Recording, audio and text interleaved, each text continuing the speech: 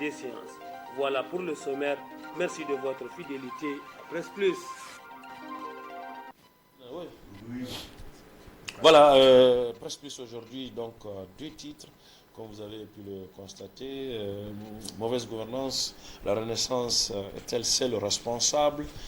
Et puis M62, honneur et déchéance, vous avez certainement suivi les péripéties, je ne sais pas si c'est encore fini, dans lesquelles le M62 est plongé depuis quelques semaines. Mais avant, puisque cela fait l'actualité, et même si nous ne l'avons pas prévu dans Presse Plus aujourd'hui, je propose de parler un peu de ce qui se passe au Tchad, de donner un pays qui nous est frontalier, un pays assez important dans le dispositif de sécurité au Sahel, et des manifs là-bas qui sont mortellement réprimés, on peut dire ça comme ça. Au Sénissa, vous avez certainement pu suivre tout ce qui s'est passé là-bas. Il y a quelques jours, la situation ne s'est pas complètement normalisée, mais apparemment le massacre d'il y a 2 jours a un peu calmé les ardeurs du côté des manifestants. Oh, mais on ne dirait pas que ça a calmé Abdraman, mais on voyait venir déjà. On a vu comment ils ont appelé ça, et la rencontre qui a été initiée. On a vu les assises nationales, comment les assises nationales ont été conduites. Et vers la fin, comment ça a pris fin et les décisions qui en sont issues, n'est-ce pas?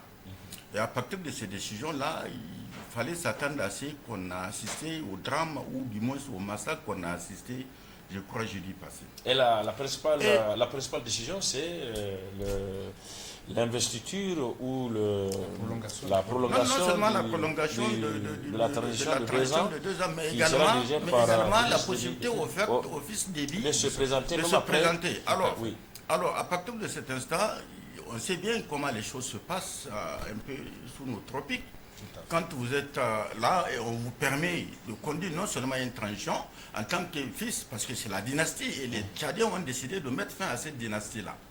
Il fallait s'attendre à ce que les populations, du moins les partis politiques qui sont contre, et également les acteurs associatifs qui sont contre, demandent aux populations de descendre pour dire non. Et tout ça, moi je dis quelque part, la France porte l'entière responsabilité. Parce que quoi qu'on dise, au moment du décès du père, on pouvait créer les conditions pour que, rapidement, on mette de côté tout ce qui est familial pour aller directement vers une transition avec des gens neutres. Ça n'a pas été le cas. On a vu comment ça a été géré, cette situation. On a comme l'impression que, bon, le père est mort, le fils le succède comme dans une chefferie traditionnelle. C'est à ça qu'on a assisté. Mais malheureusement, le Quai d'Orsay, le ministère des Affaires étrangères français a fait un communiqué pour dire que la France n'est mêlée ni de près ni de loin. Un communiqué officiel pour dire que la France n'est mêlée ni de près ni de loin aux violences qui se passent. Mais malheureusement, quand vous protégez quelqu'un, vous lui donnez toutes les garanties que rien ne va lui arriver, n'est-ce pas? À partir du moment où vous lui avez dit, vous pouvez faire ce que vous voulez. Et c'est à cela, malheureusement, qu'on a assisté. On a vu quand Macron s'était déplacé là-bas, on a vu le discours que Macron a tenu devant la dépouille de son père, du père de celui qui a, en tout cas, ordonné cette tuerie en masse. Et vous voyez, c'est l'armée qui est descendue dans les rues. Mais alors, aujourd'hui, il cherche à se rattraper, la France cherche à se débiner, et de l'autre côté aussi, le gouvernement...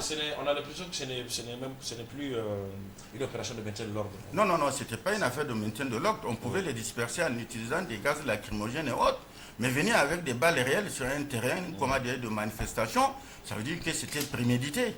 Aujourd'hui, ils cherchent à montrer que non, c'est karma ceux qui ont appelé à la manifestation. C'est eux qui ont créé cette situation en faisant venir des gens qui ont tiré sur les manifestants. Absolument. Mais ça ne tient pas debout. Absolument. Et là, je propose le communiqué ou la déclaration du tout nouveau Premier ministre, Saleh Kebzabo, le Premier ministre du gouvernement de la transition, un opposant anciennement. Donc, sa déclaration, il est...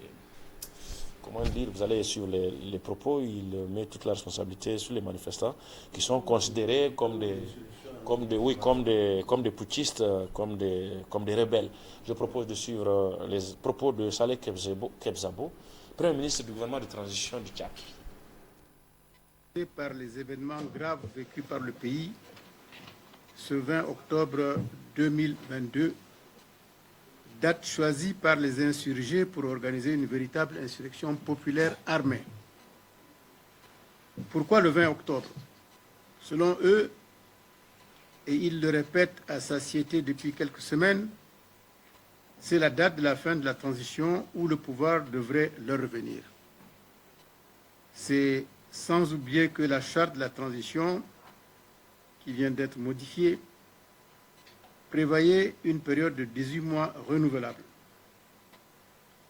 Le dialogue national inclusif et souverain a décidé une transition de 24 mois à l'issue de laquelle des élections démocratiques seront organisées. Je rappelle que les mêmes hommes politiques ont chanté sur tous les toits et réclamé que le président du Conseil militaire de transition de l'époque décrète un dialogue national inclusif souverain, ce qui fut fait. Tous les autres arguments sont fallacieux et superfétatoires. Dès lors que le dialogue national inclusif a été décrété souverain et qu'il s'est ensuite lui-même proclamé souverain, il était fondé à prendre toutes les décisions sur l'avenir du pays, notamment la durée de la transition, le régime des éligibilités et toutes les décisions importantes comme la forme de l'État qui fera l'objet d'un référendum, ainsi qu'une nouvelle constitution. D'où vient donc que certains citoyens s'insurgent contre cela au point de fomenter un coup d'État par une insurrection armée? La seule réponse se trouve dans leur soif incommensurable du pouvoir, un ego surdimensionné et une vantardise démesurée. Pour eux, seuls eux et eux seuls sont qualifiés pour assurer le pouvoir, même au prix d'une rivière de sang de leurs compatriotes. C'est malheureusement ce qui s'est passé aujourd'hui. Depuis quelques jours, en effet, à l'approche de leur date fatidique du 20 octobre, ils ont tenu de nombreuses et interminables réunions sans se mettre toujours d'accord sur leur marche dite pacifique, en passant par un parti politique quasiment inconnu pour en faire la demande. Le ministre de la Sécurité publique l'a évidemment interdite et malgré cela, ils se sont résolus à organiser leur projet diabolique et meurtrier. Très tôt la nuit dernière, ils se sont répartis en petits groupes dispersés essentiellement dans les 1er, 7e et 9e arrondissements de N'Djamena, armés de gourdins, de machettes, de flèches et de lance-pierres. Leur technique éprouvée, acquise par plus de 1500 jeunes lors d'une récente formation à la guérilla urbaine, était une mobilité constante et rapide après chaque coup perpétré. Comme on le verra plus tard, certains disposaient même d'armes à feu, utilisées pour en faire porter la responsabilité aux forces de l'ordre. Les événements se passeront bel et bien ainsi. Ces insurgés portent la lourde responsabilité d'une 50aine de morts et près de 300 blessés, surtout à N'Djamena, mais aussi à Moundou, Doba et Koumra. Des morts de trop pour assouvir la soif du pouvoir de M. Succès Masra et de M. Yaya Dilo. Le premier ne disait-il pas d'ailleurs qu'il se contenterait seulement de 4 à 5 morts pour alimenter sa campagne internationale de dénigrement et de disqualification du gouvernement? Est-ce cela la démocratie dont ces ambitieux se réclament sournoisement auprès de leurs partenaires étrangers? Ceux-ci acceptent-ils que leurs protégés s'emparent du pouvoir par une insurrection populaire dont le prix se compte par dizaines de morts innocentes et embrigadées dans un schéma qu'ils ignorent totalement parce que sous le coup de drogue et d'alcool frelaté que leurs maîtres leur font consommer avant chaque opération? Le gouvernement de la République ne laissera plus que des individus de ce genre mettre à mal la sécurité des citoyens au point de porter atteinte à leur vie ou qu'ils portent atteinte aux institutions de la République. Le gouvernement de transition que je dirige, suite aux dérives extrêmement graves vécues ce matin, a pris les mesures conservatoires suivantes. l'instauration d'un couvre-feu de 18h à 6h du matin jusqu'au rétablissement total de l'ordre à N'Djamena, à Moundou, à Doba et à Koumra. La suspension de toute activité publique des partis politiques et organisations de la société civile, notamment les transformateurs, le Parti socialiste sans frontières, Altakadoum et Wakitama, en attendant d'éventuelles poursuites qui seront engagées suite au cas de décès, au vol d'armes de guerre et à la destruction d'édifices publics et de véhicules publics et privés. Enfin, je vous annonce que le gouvernement de la République du Tchad fera régner l'ordre sur l'ensemble du territoire et qu'il ne tolérera plus aucune dérive d'où qu'elle vienne. Je vous remercie. Oui, alors, le Premier ministre du gouvernement a annoncé une cinquantaine de morts, en fait. On parle de près de 80 morts, sinon plus. Et puis d'autres actes également, les arrestations, des enlèvements et même des déportations, selon certaines informations, qui ont été déportés dans d'autres contrées du pays. Et puis, ce qui a un peu marqué aussi, les morts, ils s'égalent tous, mais on a certains des observateurs internationaux ont surtout été choqués par la mort de certaines personnalités, notamment un journaliste qui aurait été abattu presque à bout portant. Narcisse Oreille, il s'appelle, et puis un artiste, Ray Skin, il semble qu'il est très connu là-bas au Tchad. Un peu, oui. C'est confirmé? Non, je crois que il est mort. C'est le mort, oui, c'est lui. Mort, et puis le journaliste Narcisse Oreille. Voilà, c'est confirmé. Je suis place, il a reçu la confirmé. C'est pas encore confirmé. Alors, c'est ça, deux reprises depuis démenti en mi-temps.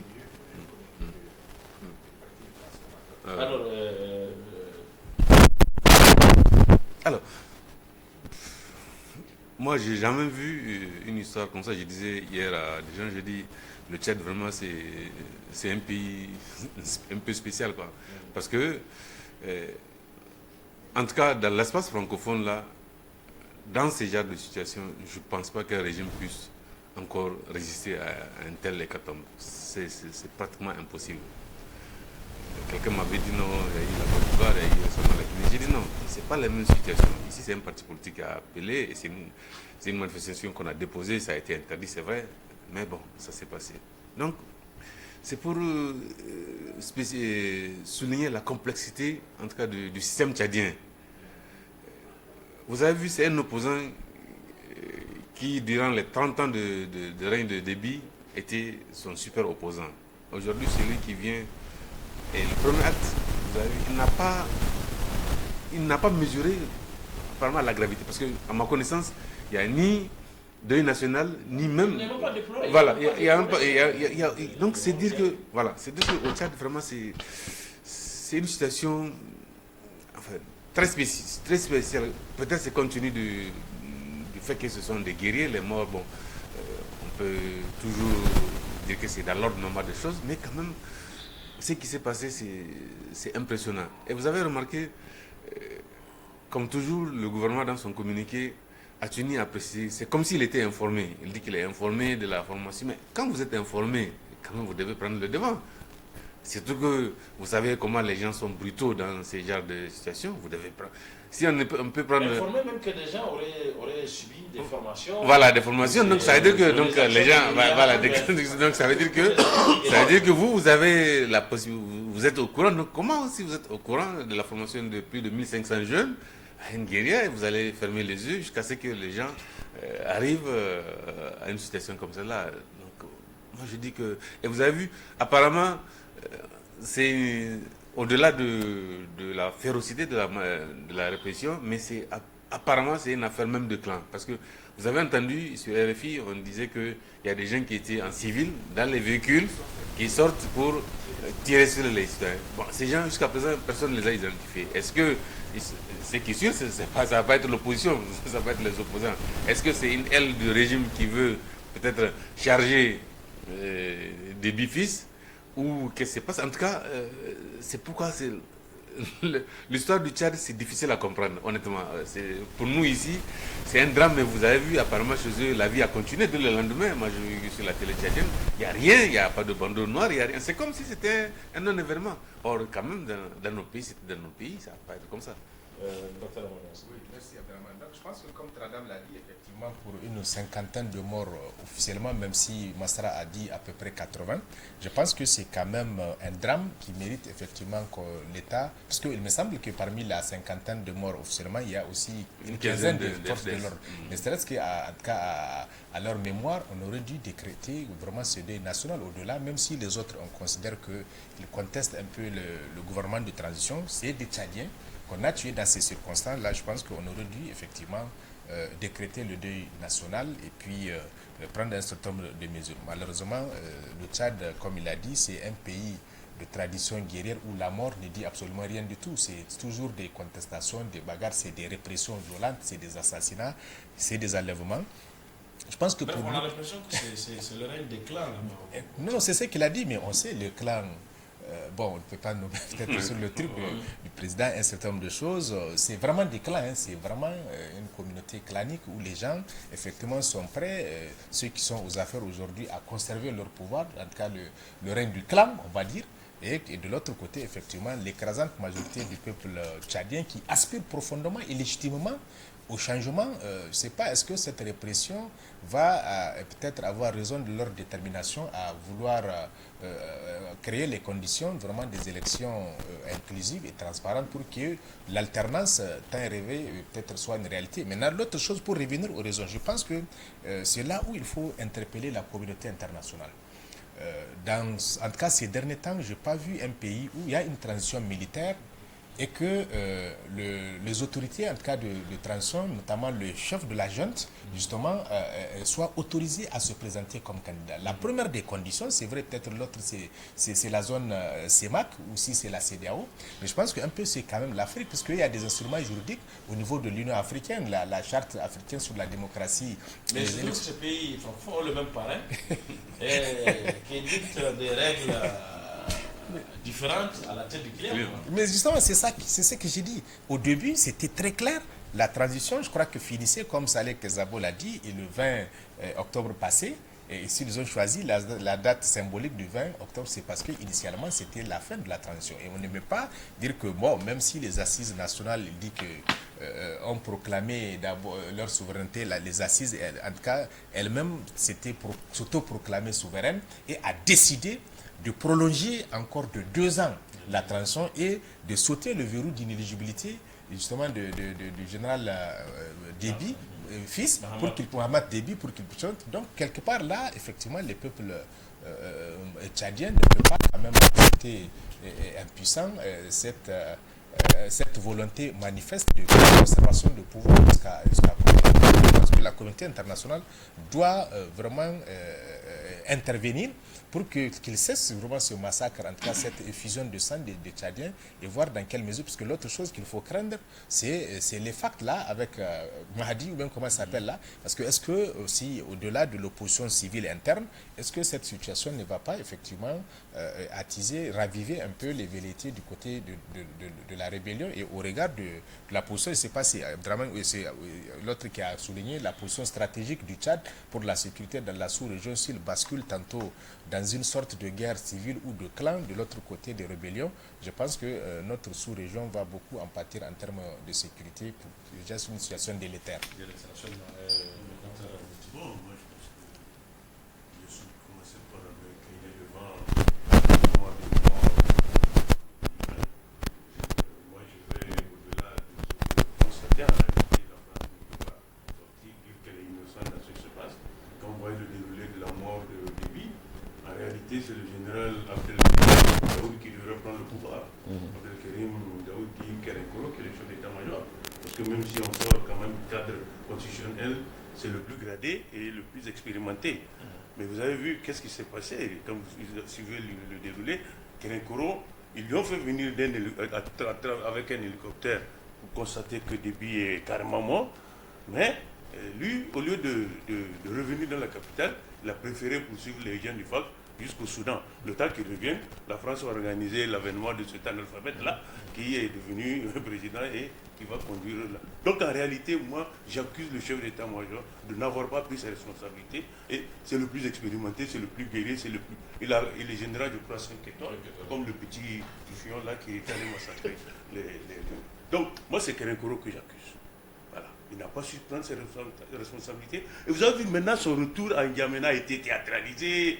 On dit non, il a chassé les gens du pacte à l'extérieur du territoire, ainsi de suite. Et après, ils l'ont désarmé. Oui, le jeudi, par exemple, il a commencé une tournée au niveau donc, de la capitale, les différentes unités. Et le vendredi, vous voyez sur ça. Moi, je suis persuadé. Donc, moi, je suis persuadé que c'est pas un guerrier qui souffre des civils. Mais vous avez vu. Bon, encore que on a constaté dans la déclaration du gouvernement, ils se sont abstenus de citer son nom quand même. Le général Abdelkarim. Oui. Donc, en tout cas, moi, c'est lui que j'accuse. Je pense qu'il n'a pas su prendre cette responsabilité. Il a laissé le Tchad entre les mains des... Est-ce qu'il pouvait? Oui, c'est ça la question. Leclerc, plus fort. Non.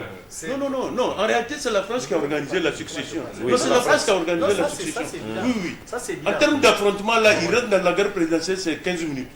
Non. Ça, et puis, les Français savent de quoi il est capable.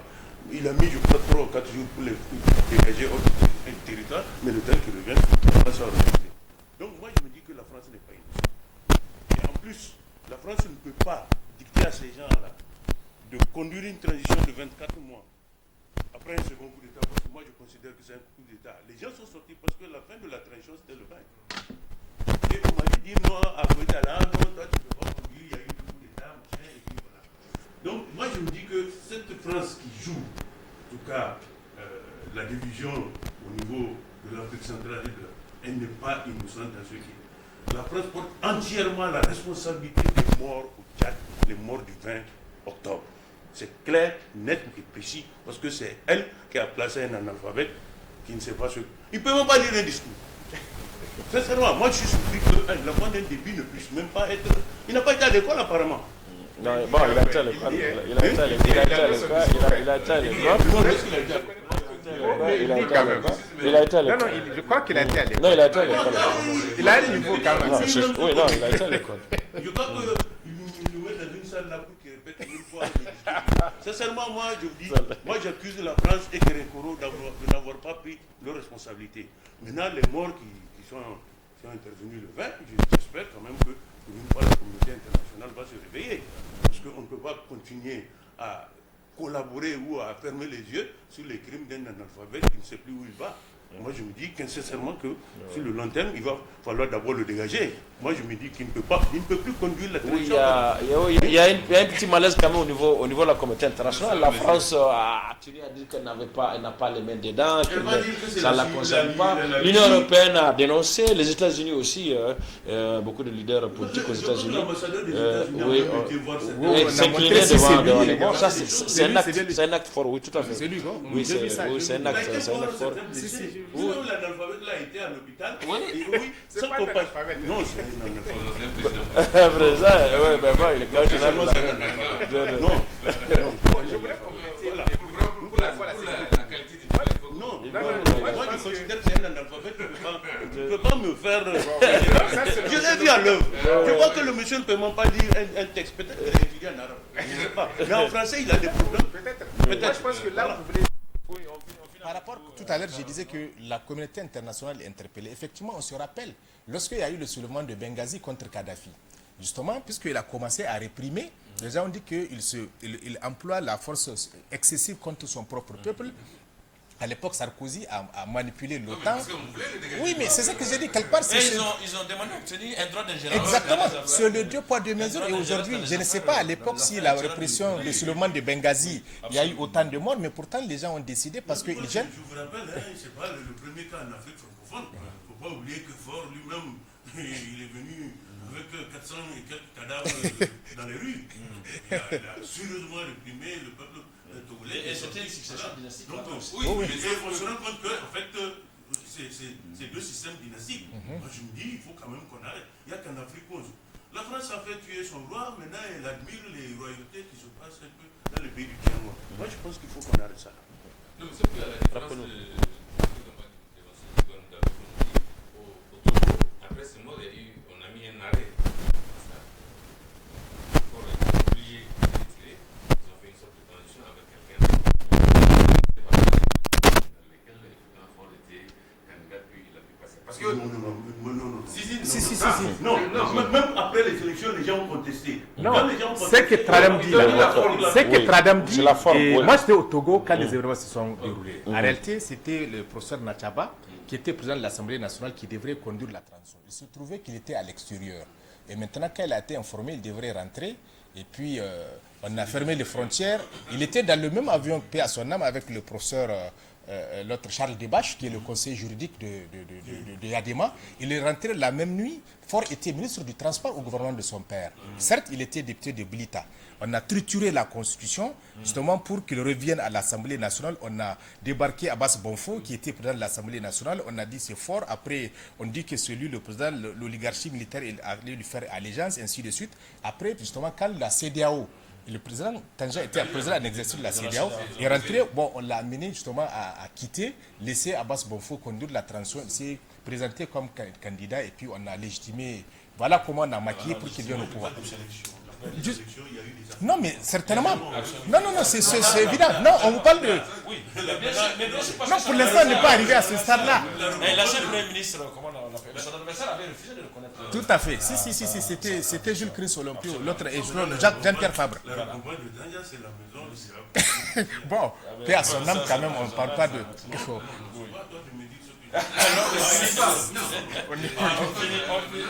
fini. Je suis entièrement responsable.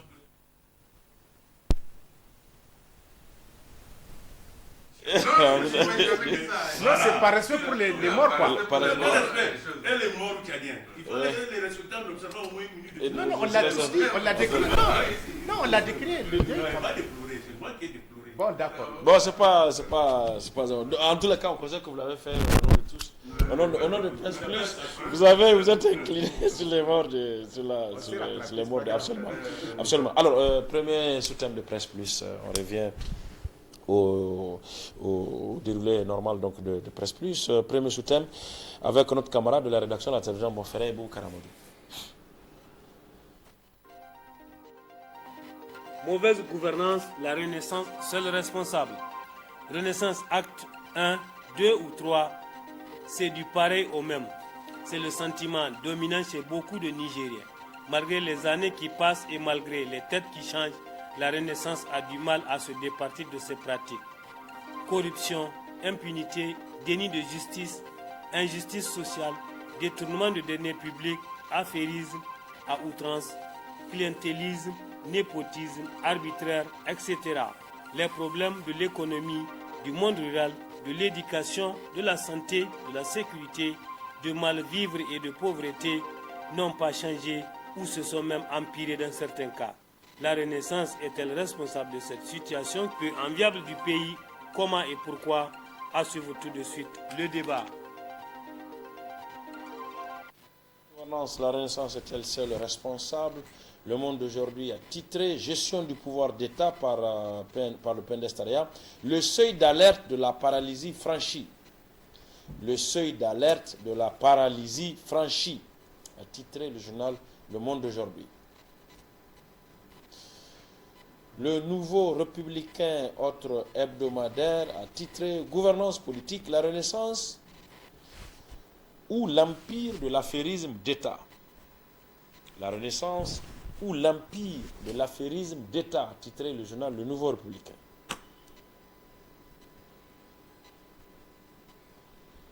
On continue avec ce titre du Courrier à la une de sa parution cette semaine. Le journal titre « Finances publiques, une tension de trésorerie inquiétante ».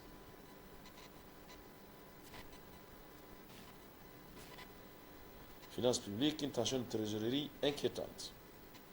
A contrario, Niger Inter-Hebdo, en parlant de la hausse donc, du budget général de l'État cette année, un projet qui est encore sur la table du bureau de l'Assemblée nationale, hausse de 11,58% parlant du budget, pardon, pour poursuivre la transformation et le renforcement de la résilience du pays.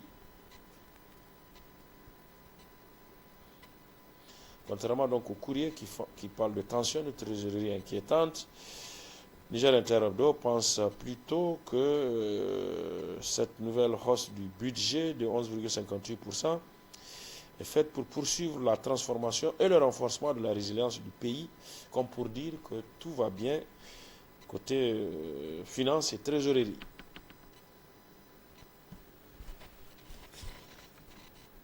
Hussein Issa, qu'est-ce que vous en dites? Qu'est-ce qu'on peut en dire? Parce que tout ce que vous avez recensé là, c'est des mots. Aujourd'hui, les Nigériens sont, à la limite, je veux dire, même vaccinés quelque part, n'est-ce pas? La corruption, ça a pris une proportion jamais inégalée dans ce pays. Les détournements, jamais égalé dans ce pays, excusez-moi. L'impunité, carrément, c'est devenu pratiquement systémique, quoi. Le mode de gouvernance.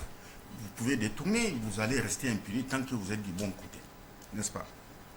On ne parle pas des autres aspects, on ne parle pas, comment vais-je dire, de l'affairisme et tout et tout. C'est des choses que les Nigériens vivent au quotidien. Et ceux qui s'adonnent, les proches du pouvoir, du régime qui s'adonnent, ils le font à visage découvert. À la limite, ils nervent même les Nigériens. Et de l'autre côté, on assiste à une situation où les populations se paupérisent. La paupérisation prend de plus en plus de l'ampleur. Toute mesure antisociale qu'ils décident de prendre, la mesure passe comme lettre à la poste. Tout le monde a vu l'augmentation du prix du litre du gasoil de 130 ou 136 francs. Ça a impacté pratiquement tous les produits, les prix de tous les produits, y compris les services. Malgré la contestation et tout, qu'est-ce qui s'est passé? Ils ont pu l'imposer. Ils ont pu imposer autre chose également. Ils ont pu imposer l'arrivée des... Comment on appelle ça? Des forces françaises. Ils ont pu imposer ça au Niger. C'est-à-dire qu'on est dans un contexte où on a l'impression que c'est un pays qui est géré comme un patrimoine familial, privé, aujourd'hui. On n'a pas l'impression que la démocratie... Et comment en est-on arrivé là? C'est que quand on regarde, pratiquement toutes les autres institutions de la République sont inféodées, totalement inféodées à l'exécutif. Que ce soit à l'Assemblée nationale, qui ne joue pas son rôle, pour dire, je suis là au nom du peuple, quand il y a des mesures antipopulaires, des mesures antisociales, je vais m'opposer à ça parce que ça n'arrange pas. On n'a pas un peu regardé un peu dans le budget, il y a certainement eu de nouvelles taxes, il y a des impôts. Les gens n'ont pas pu, parce que les gens n'ont pas encore une idée exactement. Oui, indépendamment de la vignette, il y a d'autres aspects aussi, et qui vont impacter encore gravement. C'est comme si la démocratie se résume à faire venir des gens qui vont venir s'enrichir pendant que le peuple est en train de s'appauvrir. On est dans cette situation. Alors, quand ils sont responsables, ils sont bien évidemment responsables, mais quelque part, je veux dire, tout le monde est responsable parce que les gens laissent faire. Les gens continuent d'observer, faire. N'est-ce pas, dans cette situation, dans cette posture, toutes les forces organisées, tout le monde a baissé les bras. Alors, eux, ils ne vont pas s'arrêter. Tout a été instrumentalisé. Ils savent, quelqu'un bouge, on met la justice à ses trousses. Voilà comment ils ont dompté tout le monde. Et alors, tout le monde... Non, mais je vais le dire, moi, ça ne me fait pas rire. On est dans cette situation-là. Non, mais le fatalisme, qui bouge? Qui bouge? Il y a quand même des règles qui sont là, en démocratie qui sont là, qui sont constamment violées. Et les gens acceptent que ce soit comme ça.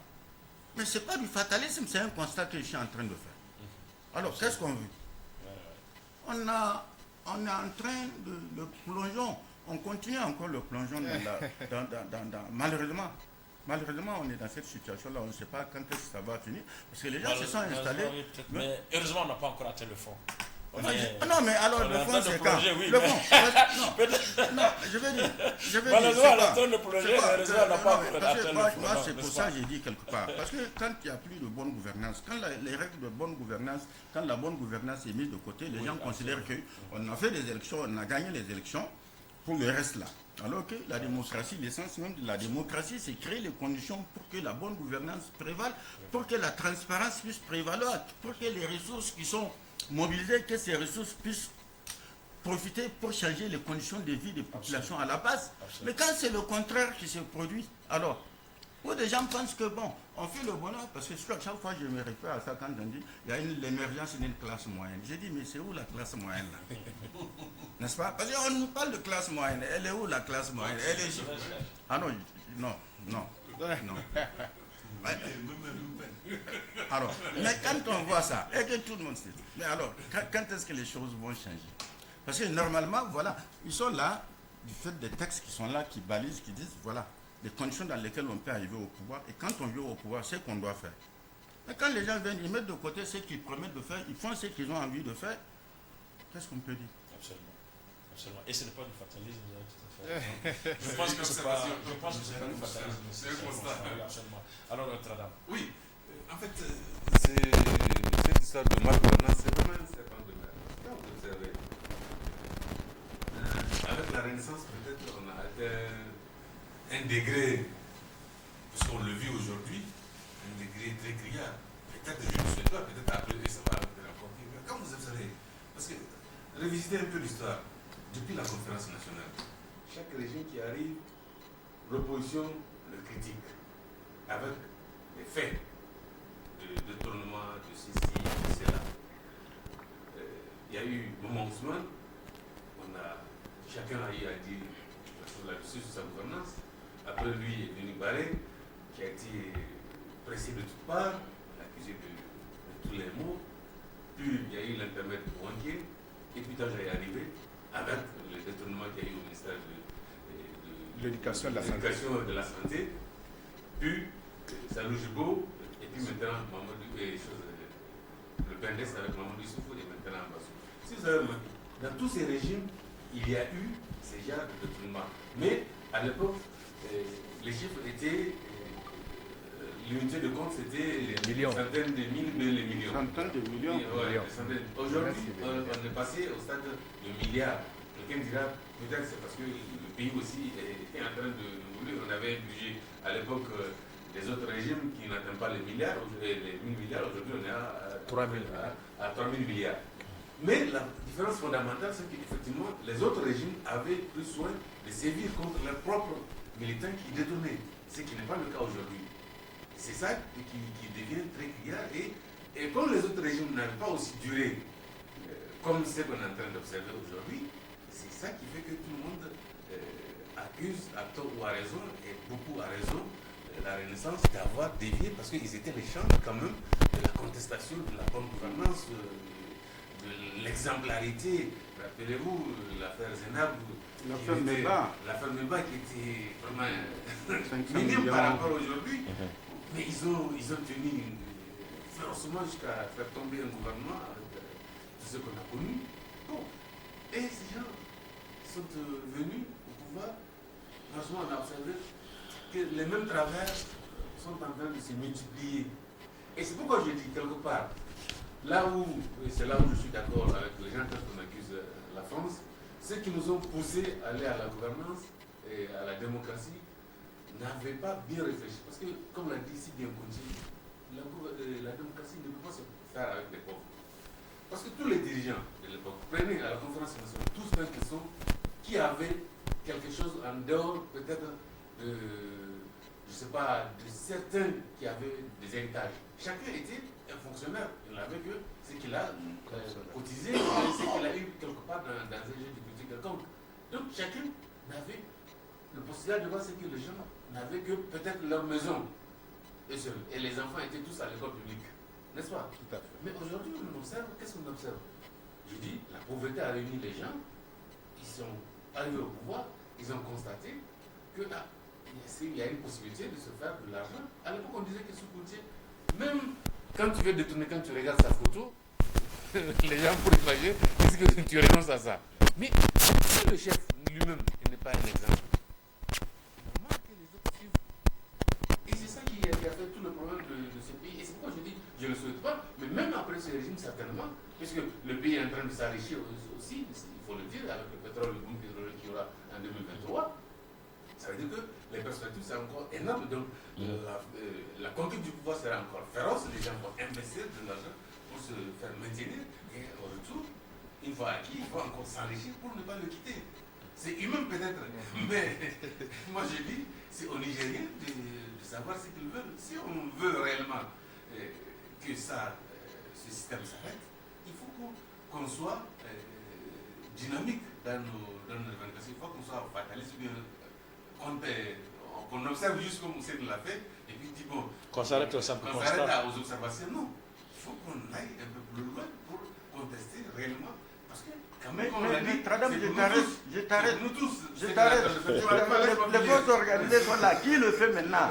Tout le monde n'a pas démissionné. Les gens ont l'impression. Aujourd'hui, les gens sont en train de retourner la veste parce qu'ils ont faim. N'est-ce pas? Alors, mais ceux qui sont organisés, ces forces organisées-là, qui doivent se dire, c'est nous qui sommes, en tout cas dans la légitimité, pour pouvoir Mais arrêter vous avez cette dit, dérive. vous avez dit. Quand ils se taisent, et ils préfèrent même retourner la veste, dès que les boubous commencent à un peu blanchir, Hussein, bon, non. je t'arrête. Je t'arrête. Tu sais, en politique, on dit le chemin, l'échelle qui t'a fait arriver au pouvoir là. Mais quand tu es malin, tu la coupes pour que quelqu'un d'autre n'emprunte pas. Qu'est-ce qu'on a observé? Depuis 2011, entre 2000 et 2011, il y a eu toujours les mouvements syndicaux, il y a eu les mouvements associatifs, il y a eu les étudiants, tout le monde était dans la rue, ils contestaient. Alors quand j'ai regardé, il n'y a pas de la contestation qui a eu. Mais à partir de 2011-2012, les syndicats ont été fédérés, on avait fait une week-end, les étudiants ont été fédérés, la société civile avait une certaine émergence. Tout à fait. Donc du coup, tout le monde s'est retrouvé dans la grosse marmite et ça continue. Personne ne dit, puisque tu manges, tu ne peux pas contester. C'est une Rares escroquerie, sont ceux alors. qui mangent et qui contestent. Parce que, effectivement, les gens ont l'impression non, que c'est l'argent de quelqu'un. On te dit non, c'est l'argent collectif, c'est pour tout le monde. Tu as la chance d'être là où tu es, mais tu dois faire en sorte que les gens aussi, les autres, ils profitent. Mais aujourd'hui, ce n'est pas le cas. Il n'y a pas de comme tu as dit. Je suis d'accord avec les forces organisées. Il n'y en a pas parce que le pouvoir a compris très vite qu'il est monté par cette échelle. C'est la contestation qui a fait venir le PNDS au pouvoir. Mais il ne faut pas se laisser quand même la même échelle que les gens qu'il a emprunté. Il ne faut pas que quelqu'un d'autre l'emprunte. C'est normal qu'il la lève et il l'a levé comment? En mettant beaucoup d'argent, puisque tout le monde avait faim. Ils ont gagné. Et qui ont gagné dans le pouvoir. bien Merci, sûr. merci Tradam. Oui, docteur Amoda Sambaka. Oui, bon, je pense que la question de la gouvernance, on le dit chaque jour, hein, au cours de chaque débat, on ne cesse de rabâcher le mal de l'Afrique de façon générale, en tout cas du Niger en particulier. C'est cette question de mal-gouvernance, de l'impunité, vraiment du détournement des deniers publics et tout ce qui s'ensuit qui annule pratiquement tous les efforts de développement que cette dichotomie entre une classe moyenne émergente et puis l'écrasante majorité de la population. Hein? Oui, je sais que j'ai dit aussi niveau. Oui. Donc voilà, donc je pense que c'est des réalités. Et aujourd'hui, l'espoir qui a été, en tout cas que l'arrivée de Bazoum a suscité son discours, c'était bon, on pensait qu'au moins dans le cadre de ces 10 années où cette corruption a pris des proportions inquiétantes, il faut le dire, où l'administration est hyper politisée, on pensait qu'avec lui, effectivement, il allait un peu rectifier le tir. Mais la réelle politique a eu raison de lui et justement des résistances ont fait en sorte que pratiquement cet espoir-là, en tout cas qui a été suscité, est en train peut-être de s'estomper. Bon, puisque on ne voit pas véritablement au bout du chemin un certain nombre de résultats qui sont engagés, qui puissent convaincre davantage le Nigérien que l'heure du changement peut-être est arrivée en termes de style de gouvernance et tout ce qui s'ensuit. Maintenant, pour revenir à ce que Hussein a dit, je pense que quand même, il faut reconnaître qu'il y a eu quand même des forces organisées pendant pratiquement 10 ans qui avaient dénoncé les travers, qui avaient dénoncé que ce soit la violation des règles juridiques, que ce soit l'impunité, tout ça là. Pendant 10 ans, pratiquement, les gens l'ont fait à un certain moment, c'est vrai. Peut-être, Tradam l'a dit, c'était une stratégie qui consistait à affaiblir tous ceux-là qui pouvaient déranger cette question de concassage des partis politiques, de l'opposition. Il fallait les affaiblir davantage, ce qui avait permis effectivement, face à ce vide-là de contre-poids, contre-pouvoir véritablement, il y avait une société civile qui avait émergé et qui faisait véritablement le contre-pouvoir, à tort ou à raison, qui a été accusée vraiment d'être une société civile putschiste, proche de l'opposition, de ceci. Les gens ont fait le combat pendant 10 ans. Les autres, parce que ce qu'il faut comprendre, la société civile n'a pas pour mission de conquérir le pouvoir et de l'exercer. C'est une force sociale qui est là, c'est vrai, qui prend en charge un peu les revendications sociales, qui agit dans l'intérêt général, même s'ils n'ont pas de mandat électif en tant que tel, c'est en même temps une force de dénonciation, d'alerte, de complémentarité. Mais ceux-là qui devraient justement proposer l'alternative au regard de leur statut, c'est les partis politiques de l'opposition. Ils ne jouent pas ce jeu et aujourd'hui, peut-être, comme vous le dites, c'est l'usure, c'est la fin.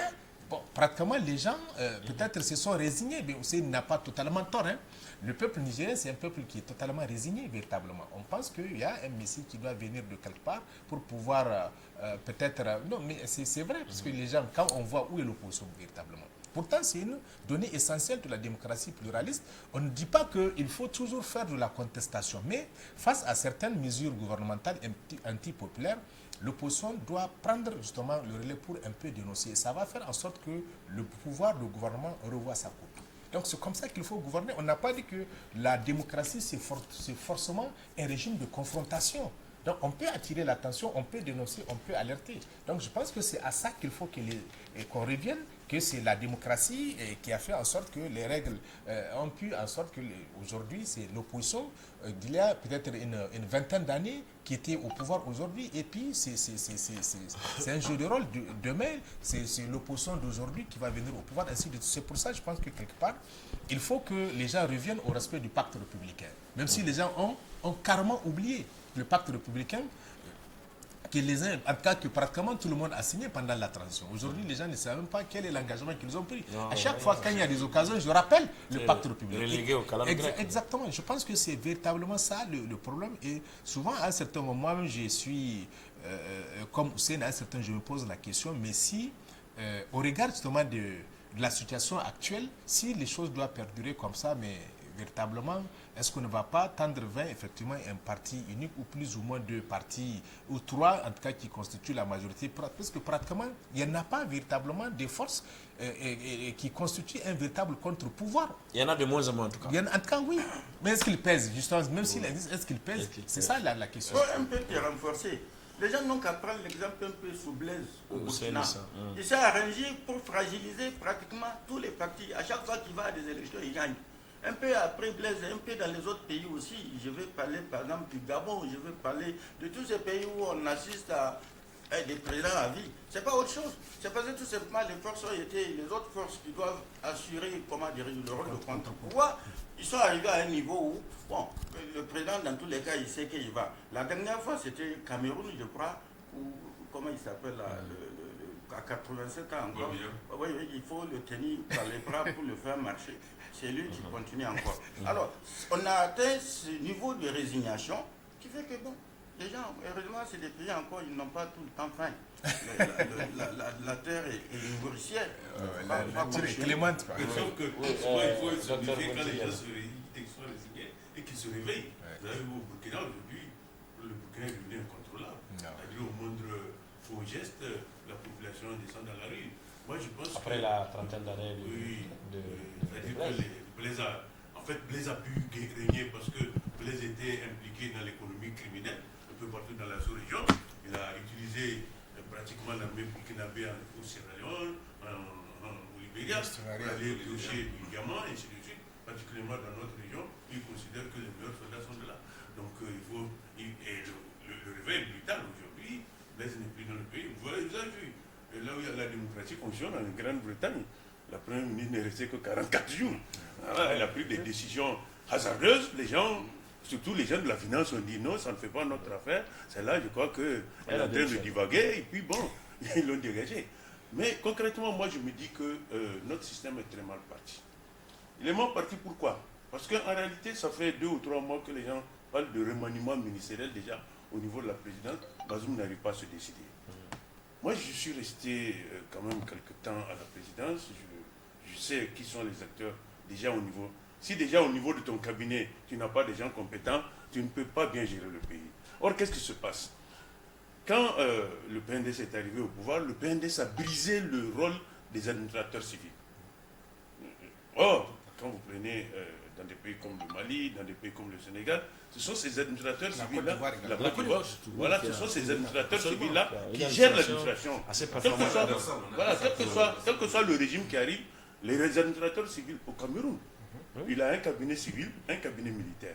Et donc, ce sont ces cabinets civils-là, en réalité, c'est des administrateurs civils qui aident à gérer le pays. En plus, qu'est-ce qui s'est passé?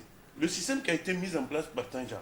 Tanja avait les administrateurs civils, mais les secrétaires généraux des gouvernements étaient généralement des gens qui sont issus du ministère du Plan. Donc, non, ça c'est les SGA. C'est le planificateur. Voilà. Donc, vous voyez, il y a comment on appelle, un triumvirat au niveau des régions qui fait que on peut planifier aussi bien pour la région que pour le pays. Tout à fait. Mais quand le PNDS est venu, puisque le PNDS n'a pas les compétences, qu'est-ce qui s'est passé? Les postes même censés être politiques, censés être techniques ont été politisés. Aujourd'hui, jusqu'au poste de gardien dans les écoles primaires, là, c'est des postes politiques. Donc, avec ce système-là, vous ne pouvez que tomber dans l'affairisme, parce que les gens qui sont compétents sont mis de côté. Moi, je vous assure, j'ai assisté à pas mal de réunions dans le cadre du poste que j'occupais, mais je me suis rendu compte d'une chose, c'est que même les autres ont pitié de nous. Ils se rendent compte que nous n'avons pas les compétences. Je vous assure, moi j'étais là, un simple petit agent de la Banque africaine de développement a insulté pratiquement tous les directeurs qui étaient présents. Il dit, vous n'avez pas les compétences. Vous montez des projets de 10 millions pour vous déplacer jusqu'à Tunisie. 10 millions de dollars. Qu'est-ce que ça procure comme avantage pour un pays? Il dit, pour qu'il y ait un projet soit au moins porteur, il faut qu'il parte sur la base d'au moins 250 millions de dollars. Vous ne pouvez pas élaborer ces genres. Donc voilà la situation dans laquelle... Et Bazoum lui-même a dit que son gouvernement, en tout cas il a dit dans un cercle, il semble-t-il, que son gouvernement est caractérisé par l'immobilisme depuis 2 ou 3 ans. Mais il n'arrive pas à changer. Allez, pourquoi? Simplement parce que, comme vous le dites, moi je ne parle pas de réel politique, je parle plutôt en tout cas comment? Non, ce n'est pas le réel politique puisqu'il est sous mandat, il est sous influence. Mais c'est parce que son mentor, comme je l'appelle, ne veut pas que les choses bougent.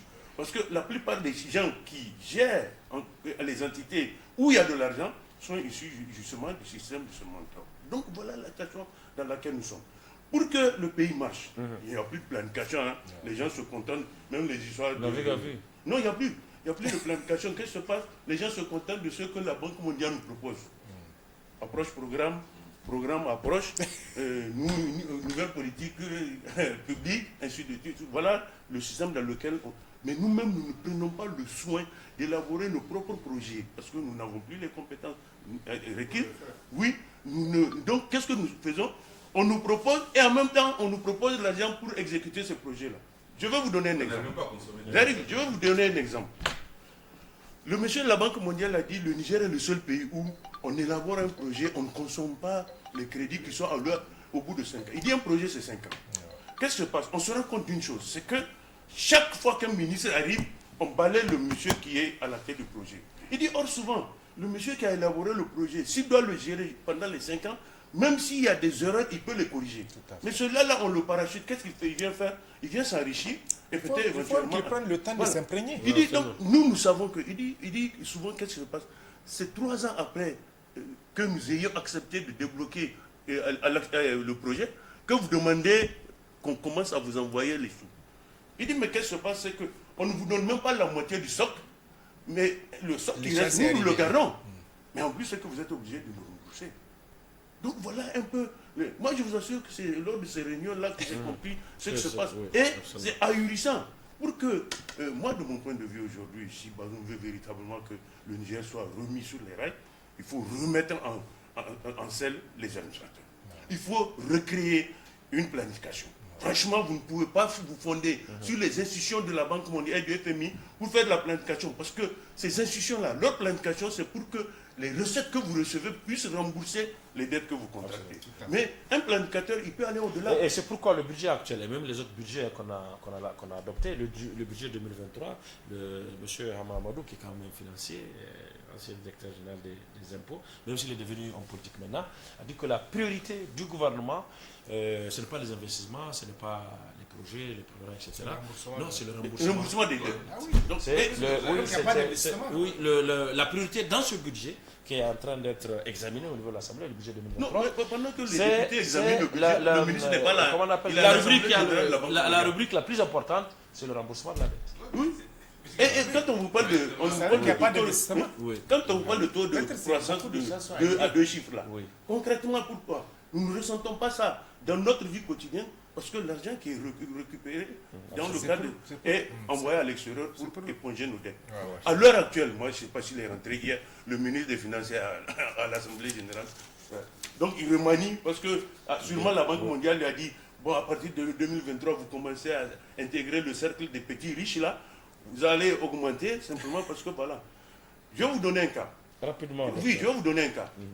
J'étais aux négociations au niveau donc de la boucle du Niger. La Banque mondiale a dit la boucle n'est pas rentable. Nous ne finançons pas. Mais les Béninois sont venus, ils ont dit non. Il faut que la Banque mondiale finance. La banque dit je ne finance pas parce que ce n'est pas rentable. En plus, c'est que si cette boucle-là doit avoir lieu, les marchandises en réalité qui viennent au port de Cotonou ne sont pas destinées au Niger. Beaucoup de ces marchandises-là sont destinées au nord du Nigeria.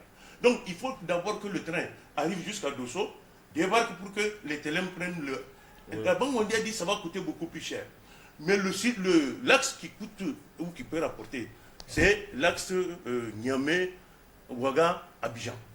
Et ils ont démontré, en tout cas les agents que la Banque mondiale a envoyés, ils ont démontré que sur le long terme même, on peut faire la connexion avec le Togo, avec le Ghana et éventuellement avec le Mali. Et le train va se prolonger jusqu'à Lagos. Mais comme ça ne fait pas l'affaire des Béninois, c'est les Béninois qui ont bloqué. La Banque mondiale a été obligée de prendre cette clique.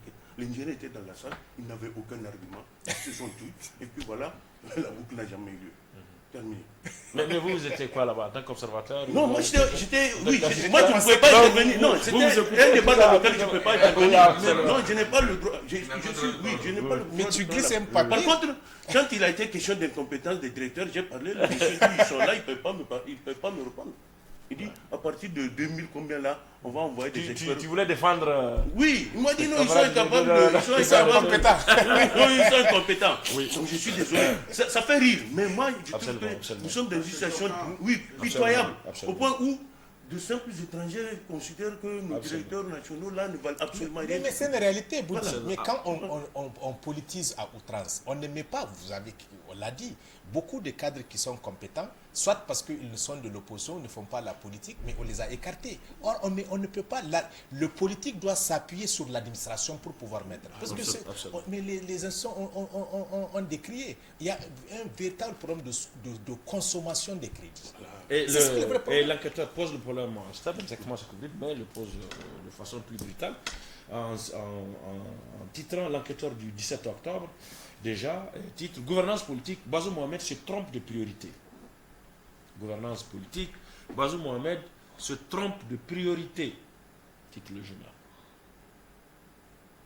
Plus loin, cette fois dans sa parution du 18 octobre, le journal titre, l'enquêteur, Bazoum est le poison PNDS. Bazoum est le poison PNDS. Vous savez ça. Puisqu'on a parlé du système, on a parlé du régime, les priorités ne sont pas celles du pays.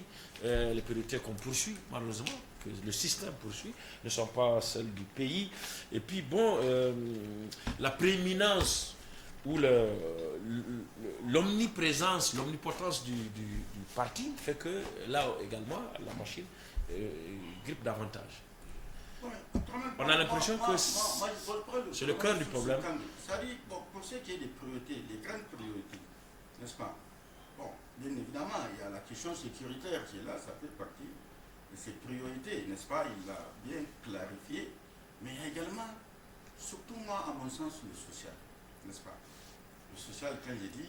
Mais avant ça, excuse-moi, Ousseni, il y a la sécurité, le social, ça c'est en termes d'action déjà. Oui, mais comment travailler? Pour travailler justement. Oui, justement. Parce qu'on a l'impression qu'on ne travaille pas en fait. Non, mais malheureusement, on ne peut pas travailler. La machine ne travaille pas. Alors, comment travailler? Comment redémarrer la machine? Non, mais comment peut-on... Dr Mouta a parlé par exemple de la remise en scène des administrateurs d'administration et des planificateurs.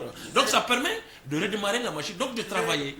En ce moment-là, les actions peuvent être plus faciles à mener et plus efficaces. Le problème de ce pays, les gens passent à lancer des slogans, n'est-ce pas? C'est des slogans. Regarde, on est derrière le slogan. On va construire des internats pour jeunes filles, on va faire ceci, cela. Mais la matérialisation, ou bien il faut affiner ces politiques publiques-là pour qu'ils puissent avoir un impact. Mais les gens passent le club de leur temps. C'est comme quand on avait lancé sous son prédécesseur, c'était quoi son machin, son programme là. Le Nigeria nourrit le Nigeria. Les Nigériens nourrissent les Nigériens.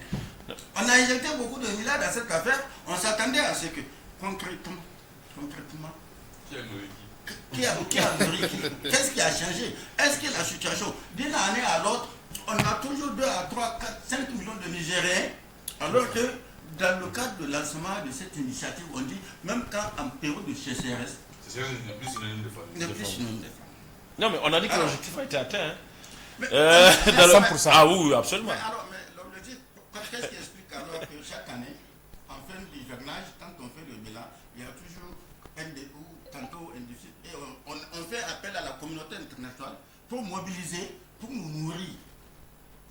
Pourquoi? Alors, l'argent est passé où? Je parle que de cet aspect-là. L'école. La question de l'école. N'est-ce pas? En disant, on nous a chanté quand ils sont arrivés, quand le président Youssouf est arrivé, on dit on va investir 2500 classes en matériaux définitifs. On va faire en sorte que l'école puisse se retrouver en 10 ans. 15% du budget à l'éducation. L'école s'est écroulée ou pas? La santé. Qu'est-ce qui a changé? C'est devenu encore plus compliqué la santé aujourd'hui. Alors, qu'est-ce qu'on est en train de mettre dans... C'est pour ça que j'ai voulu mettre l'accent sur le social. Qu'est-ce qu'on est en train... Parce qu'aujourd'hui, tout est payant, tout est marchandise, tout pratiquement. Quand vous n'avez pas l'argent dans ce pays, vous n'avez accès à quoi que ce soit. On est dans cette situation-là. Pendant que, et c'est pour ça, c'est ça qui est choquant, on dit chaque année le budget augmente. Mais alors, l'argent va où? L'argent passe où? Ça veut dire les politiques publiques même qui sont définies, ces politiques publiques sont mal mises en œuvre, n'est-ce pas? Où des gens captent, c'est des politiques publiques de captation de l'argent public pour enrichir des individus, quelques individus, parce qu'ils sont du bon côté dans le système, ils captent, ils se réalisent. Voilà la situation dans laquelle on est. On ne peut pas, à partir de ce moment, on ne peut pas avancer un pays, parce que le bien-être, le développement d'un pays, ça commence à se mesurer à travers le bien-être des citoyens. Quand les citoyens, au lieu que la situation, leurs conditions de vie changent, ça se dégrade d'année en année. Tout à fait. Mais alors, on peut parler de développement dans ces conditions-là. Moi, je dis, les gens sont en train de crier au vent. On est en train de poser des actions de développement. Les gens créent des actions pour se développer personnellement. Mais la grande masse, les populations à la base, c'est le désespoir. C'est le désespoir du jour. Non, ça peut te faire rire. Quelquefois, c'est ça, c'est le sentiment dominant. Absolument. Nous qui crions au vent, malheureusement, si on observe bien, non, j'en arrive. Le problème qui se passe, on a posé certains postulats pour dire ça ne marche pas. Mais vous avez suivi le Premier ministre dans son bilan la dernière fois. C'était très satisfaisant. À la limite, c'était excellent, la situation du pays. Après un an. Donc ça veut dire qu'on n'est pas sur le même pays. Peut-être nous on est ailleurs et ils sont aussi quelque part. Parce que quand nous on dit ça marche, quand vous observez avec la rentrée scolaire ce qui s'est passé pendant la tabaski, ce qui s'est passé pendant le ramadan, ce qui s'est passé pendant l'augmentation de toute la crise, mais le Premier ministre a dit non, que vraiment super, il n'y a rien à voir, le pays va très bien. Donc dans ces conditions, effectivement, et ils sont sourds à ce qu'on dit. Et peut-être aussi, ils ont raison, puisqu'il n'y a pas de relais qui confirme ce qu'on est en train de dire. Il n'y en a pas. Donc moi je pense que c'est pas... nous sommes presque en train de prêcher dans le désert. Tant que les choses, il n'y aura pas une prise de conscience au niveau du pouvoir lui-même, rien ne va se faire. Parce que tant que le pouvoir, lui, s'il arrive à se dire, parce que, comme tu as dit, le slogan, mais est-ce que, vraiment, si on a envie de rire, si on se chatouille pour rire, est-ce que c'est la même chose quand quelque chose qui fait rire? C'est différent. Donc on a l'impression ici que le pouvoir se chatouille, se gratte lui-même pour se dire, il se regarde dans le miroir, tout va bien, je suis bien habillé, bien beau, bien... Il n'y a pas, le Niger, c'est comme moi, le Niger c'est moi. Et tant que c'est ça, effectivement, ça peut aller. Mais il faut que les premiers responsables de ce pays se mettent vraiment face à leur conscience pour examiner ce qui se passe. Est-ce que les villageois comment c'est ton village là, quel est, est-ce qu'ils mangent bien, même si c'est un cas qu'on nourrit, est-ce qu'ils mangent vraiment bien? Est-ce qu'il y a beaucoup de choses, les écoles publiques là qu'on voit, nous on n'a pas nos enfants qui sont dedans, est-ce que c'est normal? Est-ce que les enfants de pauvres là, est-ce que l'enseignement est bien donné? Moi je suis parti hier avant-hier, j'étais à l'hôpital de la Mordée. C'est un hôpital universitaire, mais vous avez l'impression que c'est un mouroir. Tous ces aspects, puisque le pouvoir, lui, il ne se soigne pas ici, il est en haut, et ceux qui ont la malchance ou l'honnêteté de signaler que vraiment ça ne va pas, ils sont mis à l'écart, puisqu'un chef, quand tu viens lui dire, le plus souvent nos chefs, quand tu viens leur dire une fois ça ne va pas, deux fois ça ne va pas, bon, tu n'as plus accès à lui. Et c'est comme ça, on les met dans une tour d'ivoire, et ils sont coupés de la réalité, et quand ça cloche, moi je ne savais pas. Or, un pouvoir quand même, comme on a dit sous la Grèce antique, il y avait quelqu'un qui était derrière pour dire que tu n'es qu'un homme, donc tu n'es qu'un mortel. Voilà, c'est juste là qu'on dit ça, tu n'es qu'un mortel, donc fais attention, c'est momentané, c'est un mandat, c'est momentané. Fais en sorte que les gens te regrettent en bien, mais pas en mal. Donc, c'est ça qu'on observe aujourd'hui, il n'y a rien de fondamentalement que nous, on va dire sur ce plateau ou ailleurs, qui ne sont pas censés savoir. Mais puisqu'ils ont une conviction, quand on dit qu'il n'y a pas de planificateur, avant-hier je faisais les débats avec quelqu'un, il dit non qu'il y a des planificateurs. J'ai dit mais où c'est les planifications que vous faites? Il n'y a rien. J'ai dit le ministère du plan, là, moi j'ai des filles je l'ai pratiqué durant plus de 3 ans. Puis j'étais un peu un correspondant. Aujourd'hui il n'y a plus personne là-bas. Et on ne fait pas de la planification dans des sacs ou bien dans des avions. Non, la planification, on s'assoit, c'est des études, c'est des visites de terrain, il n'y a rien.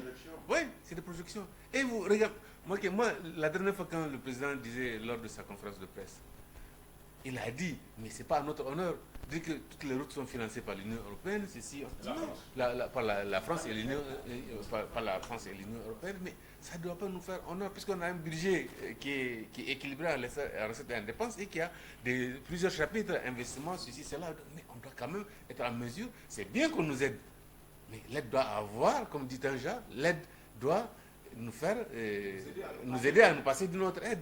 C'est comme ça le principe, mais si tout le temps on est en train de vouloir aider, et comme l'a dit Hussein tout à l'heure, on a fait les 3 ans, les Nigériens n'ont pas nourri les Nigériens, et chaque année, il y a un MCO qu'on fait pour demander aux bailleurs de fonds de nous aider à faire. Chaque année, il y a ça, donc il y a un problème. Et normalement, un régime que vous avez combattu parce qu'il avait beaucoup de faiblesses, mais vous devez faire en sorte que ces faiblesses que vous avez combattues n'existent plus. Qu'il y ait d'autres faiblesses, parce que c'est inhérent à la vie, mais que ce que vous avez combattu là n'existe plus. Or aujourd'hui, malheureusement, c'est ça qui est en train de persister et en plus grand. Merci. Je pense que je vais peut-être revenir sur ce qu'ils ont dit. Bon, à mon avis, je vais continuer là où Tradam a fini. En fait, c'est un problème d'évaluation. Parce que quand on fait la planification au bout, il faut évaluer. Pendant toutes ces années, on a mis énormément d'argent. Dans les 3 ans, dans ceci, c'est des milliards et des milliards qu'on a engloutis. Mais en fin de compte... Si tu connais le chiffre de 3 ans qu'on a mis là, bon, tu vas courir d'ici. Bon, vous voyez, mais pour quel résultat, comme on l'a dit, parce que cette année, on a crié quand même sur la sonnette là-dedans pour dire qu'il y a plus de 3 millions qui risquent, qui encourent la 4 millions. Voilà, donc il y a un véritable problème. Mais aujourd'hui, jusque-là, cette structure-là existe, mais si elle n'a pas répondu aux attentes et qu'on continue à donner des milliards, c'est pour ça l'évaluation est bien. Mais pour justement pouvoir évaluer, il faut planifier, exécuter, suivre, exécuter. Maintenant, on fait l'évaluation pour voir ce qui n'a pas marché, ce qui a marché, des trucs comme ça. Effectivement, lorsqu'on n'a pas une vision très claire de là où on veut aller, justement, même si on fait un programme, peut-être qu'on présente, après l'élection, on met de côté, on déroule autre chose. Donc, je pense que le résultat ne peut qu'arriver à ce stade-là. Mais pour revenir, je pense que le président de la République a présenté un programme de campagne où il a été élu sur la base de ce programme, où la question de la bonne gouvernance occupe une place quand même assez importante dans son programme. Comme on l'a dit, tout le problème, c'est la mise en œuvre de ce programme-là, véritablement. C'est ça le vrai problème. Le défi aujourd'hui, justement, est-ce que l'administration a des cadres compétents pour pouvoir mettre en œuvre le programme du gouvernement, du président, en tout cas, pour le traduire en acte sur la base d'une planification où il y a des cadres compétents qui doivent aller monter les dossiers de projets, des programmes, aller défendre avec les partenaires et évaluer sur le terrain. Donc, véritablement, je pense que c'est un véritable défi et c'est pour ça, on l'a toujours dit quand on a eu l'occasion à des moments où il faut qu'il y ait un consensus national par rapport à certaines questions. Moi, je suis d'accord avec Ousseini et la priorité, c'est l'aspect social. C'est la question de l'éducation aujourd'hui. C'est la question de la santé. Au passage, je relève que l'hôpital de la mort, là, ça a changé de statut. C'est plus le CHU, hein. C'est l'hôpital national de la mort. Voilà, exactement. Donc, c'est ça les priorités. C'est la sécurité. C'est la justice sociale. Donc, c'est la justice tout court également. Je pense que c'est des consensus qu'il faut faire, quel qu'en soit celui qui va venir, si on arrive à asseoir, en tout cas à mettre en œuvre ce qui est consensuel, je pense que les autres problèmes vont venir. Tout à l'heure, quand Abdraman disait que le spécialiste Hamma Amadou, l'autre de la DGI, a relevé dans le projet du budget 2023, à peu près, j'ai vu, c'est sur les plus de 4 000 milliards consacrés à la dette, au service de la dette, où il faut payer. Mais ça veut dire qu'il n'y aura pas d'investissement. Mais si on n'investit pas dans un pays, mais ça pose un véritable problème. Tout ce qu'on va mobiliser comme ressources internes, donc si ça va servir juste à payer les dettes, mais qu'est-ce qu'on va investir, qu'est-ce qu'on veut développer. Mais c'est ça le véritable point. C'est pour ça qu'il faut faire des choix prioritaires. Et je pense qu'il faut faire en sorte que cette histoire d'endettement endémique de notre pays, et cesse, que ça soit les routes, je suis d'accord, moi je pense que... Ça continue. Oui, mais un problème.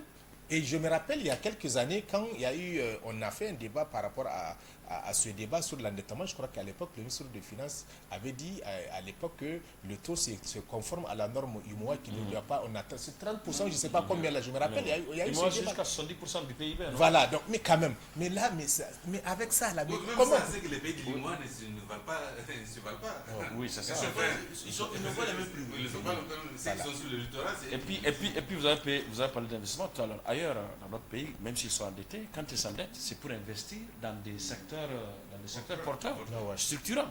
Ces investissements structurants. Ici, quand on emprunte, oui, on investit. Mais vous savez, moi je pense que le problème de l'investissement au-delà, mais même si on investit, quand les gens détournent et qu'ils restent impunis, mais ça pose un véritable problème. Parce que la corruption, le détournement des deniers publics, justement, c'est un frein justement à l'investissement. Absolument. Vous savez, docteur moi je me rappelle, j'étais dans la salle de la conférence nationale lorsque l'ancien ministre du Plan a démontré ses qualités à Moustapha Soumela. Je vous assure que même ceux qui n'étaient pas de son bord politique ont reconnu que c'est un monsieur compétent. Ils ont reconnu que c'est... Mais qu'est-ce qui s'est passé? Ils l'ont mis de côté. Meyachi, qui était un moment à l'ENAM, mais même la Banque mondiale sait que ce monsieur maîtrise les finances publiques. Il l'a mis de côté. Wassalke, bien qu'il soit bon. Il enseigne. Mais non, il est même malade. Là, oui, mais oui, ils sont Wassalke. Mais je crois qu'ils sont 2 ou 3 en matière de finances publiques au Niger. Mais ces gens-là, ne les laissez pas aller dans la politique. Obligez-les à rester à l'ENA, à diriger les écoles et à former des gens pour les générations futures. Qu'est-ce qui se passe? Wassalke se bat pour être conseiller. Oui, c'est pas. Oui, pour être conseiller. Il va à une réunion politique. Non, il va à une réunion politique, un énergumène qui ne sait même pas faire la distinction entre la main gauche et l'insulte. Non, il faut que l'on remette la connaissance au niveau, en tout cas, de la justice. Moi, je vous assure, quand je vois la situation du ministère du Plan, j'ai envie de pleurer, parce que je sais qu'Al Moustapha est capable. Même l'extérieur a reconnu que ce monsieur est compétent. Mais Yachi, même quand les gens de la Banque mondiale viennent, on dit non, si on a affaire à ce monsieur-là, c'est bon. Mais il ne faut pas les laisser mourir de leur belle mort, simplement parce qu'ils ne sont pas du même bord politique que vous. Ils ont des compétences, il faut les ramener dans le système pour les obliger à former les jeunes. Franchement, moi, c'est mon point de vue. Vous savez que c'est vrai, c'est mon neveu. Hein. C'est pas parce que c'est mon neveu que je ne l'ai pas. Non, voilà. Mais il est compétent. Mais je suis embêté quand je le vois. Hein? Non, il est très très compétent. Mais tu es très très compétent. Oui, mais... Il est dans quel parti? Le défi, là où quelque chose comme ça. Non, pas du tout, Farila. Falala ou bien... Farila. Oui, sortez de là. Il peut même rester, mais faites de lui conseiller en matière de finances publiques. Collez-le au ministre. C'est pour ça que je disais qu'on aurait dû penser à des structures strictement techniques où toutes ces personnalités Vont se retrouver. Oui, et surtout qu'elles sont d'un âge quand même où c'est respectable, ils n'ont pas besoin, ils sont à l'abri de certains besoins. Ils ne sont pas misérables. Ils ne sont pas misérables, exactement. C'est-à-dire qu'ils ne sont pas à la recherche du... 65, 70 ans. Voilà, Donc, essayez de les remettre dans le circuit. Peut-être en les collant à des ministres du plan, écoute, toi, tu vas à Moustapha. Non, le ministre du plan, ça ne va pas marcher. Non, il Non, faut pas forcément... ministre. Ouais, ministère du plan, là. Avec les jeunes ministres là que vous avez, ça va pas marcher. Comme vous avez dit, peut-être créer une sorte d'éminence crise nationale. Oui, ils vont réfléchir. Loger au cabinet et vraiment que le président accepte de faire violence sur lui, que tous les documents de ces ministres-là soient donnés. Tant que ces gars ne donnent pas une culture, ça ne va pas passer. Parce que ce sont des gens sans parti. Vraiment, c'est des Nigériens tout court, comme dirait Megalzuma. Donc, c'est des Nigériens tout court, vraiment qui sont là juste pour leurs compétences et qui sont à l'abri de cette... Et qui sont, comme l'a dit Mouti, que des gens qui ne savent même pas qui les insultent, c'est pas bien. Je vous assure, et maintenant en matière de sécurité, on a des généraux qui sont très très compétents, qui sont reconnus à l'extérieur. Ceux qui étaient en Algérie dans les années 76, 77. La génération là. Oui, mais ils ont été des auditeurs de Giap. Général Giap, qui a battu 3 puissances. La France, 3 puissances, membres du Conseil de sécurité, qui possèdent l'arme atomique. Il a chicoté les Français, bastonné les Américains, et en 1980, les Chinois lui tombent dessus, et ils les concassent. Mais ces gens ont été auditeurs de Giap. Ça veut dire que Giap a dû leur mettre... Il les a endoctrinés. Nous sommes en guerre, mais mettez en avant leurs compétences au lieu de les laisser aller dans leur champ, aller mourir. Oui, dans les hôpitaux. Oui, ou dans les... oui, il faut les remettre. Il faut les remettre. Ils sont plus compétents que ces jeunes-là, parce qu'ils ont eu affaire à des grands.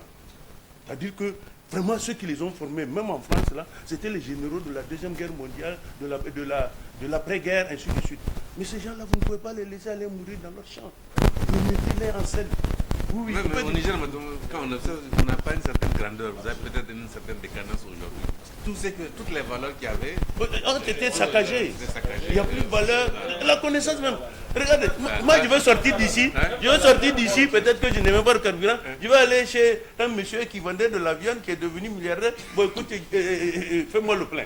Mais alors, ma connaissance sera cette. Moi je vous dis, donc on est en train de dévaloriser la connaissance. Il faut replacer la connaissance au milieu, au centre de la gestion de l'État. C'est de cette seule manière qu'on peut s'en sortir. Regarde, moi, qu'est-ce que ce que vous avez contre Ouattara? Ouattara est en train de sortir son pays de l'ornière. Pourquoi?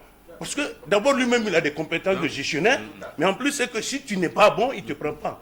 Gbagbo a résisté pendant 10 ans parce que Gbagbo a dit moi je ne politise pas la gestion des sociétés d'État. Si tu n'as pas les compétences, je ne te garde pas. Non. Et vous avez vu, malgré la guerre civile, il a tenu. Mais nous ici, là, même... Mais il n'y a pas de pilier ici. École primaire, gardien, Bilal les dit c'est politique. Non, il faut qu'on arrête ça. Moi je me dis, sincèrement, il faut remettre la connaissance au centre de la gestion de l'État.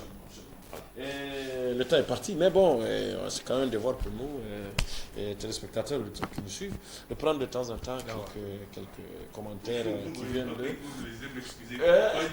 Oui, parce que quelqu'un a écrit, il a dit, bon, même quelqu'un qui a été... Oui, c'est pas un analphabète. J'ai bien précisé qu'il ne peut pas lire un discours en français. Franchement, je ne minimise pas la connaissance... Mais c'est la connaissance, bien sûr. Oui, un arabophone n'est pas un analphabète. Oui, quelqu'un a écrit pour dire non, mais il faut dire à vous qu'un arabophone n'est pas un analphabète. Non, bien sûr, il y a beaucoup d'officiers qui ont fait Soudan et qui sont là. Absolument, pas que des officiers, même dans l'administration aussi. Oui. Alors, monsieur Adama Ibrahim, consultant à Koubia, il dit cela fait plus d'une décennie que tous les Nigériens parlent et dénoncent l'affairisme et la mauvaise gouvernance au Niger. Le sujet est même tari. Si nous n'avons pas de réponse concrète, il vaut mieux se taire et se remettre définitivement à Dieu. Vous avez dit...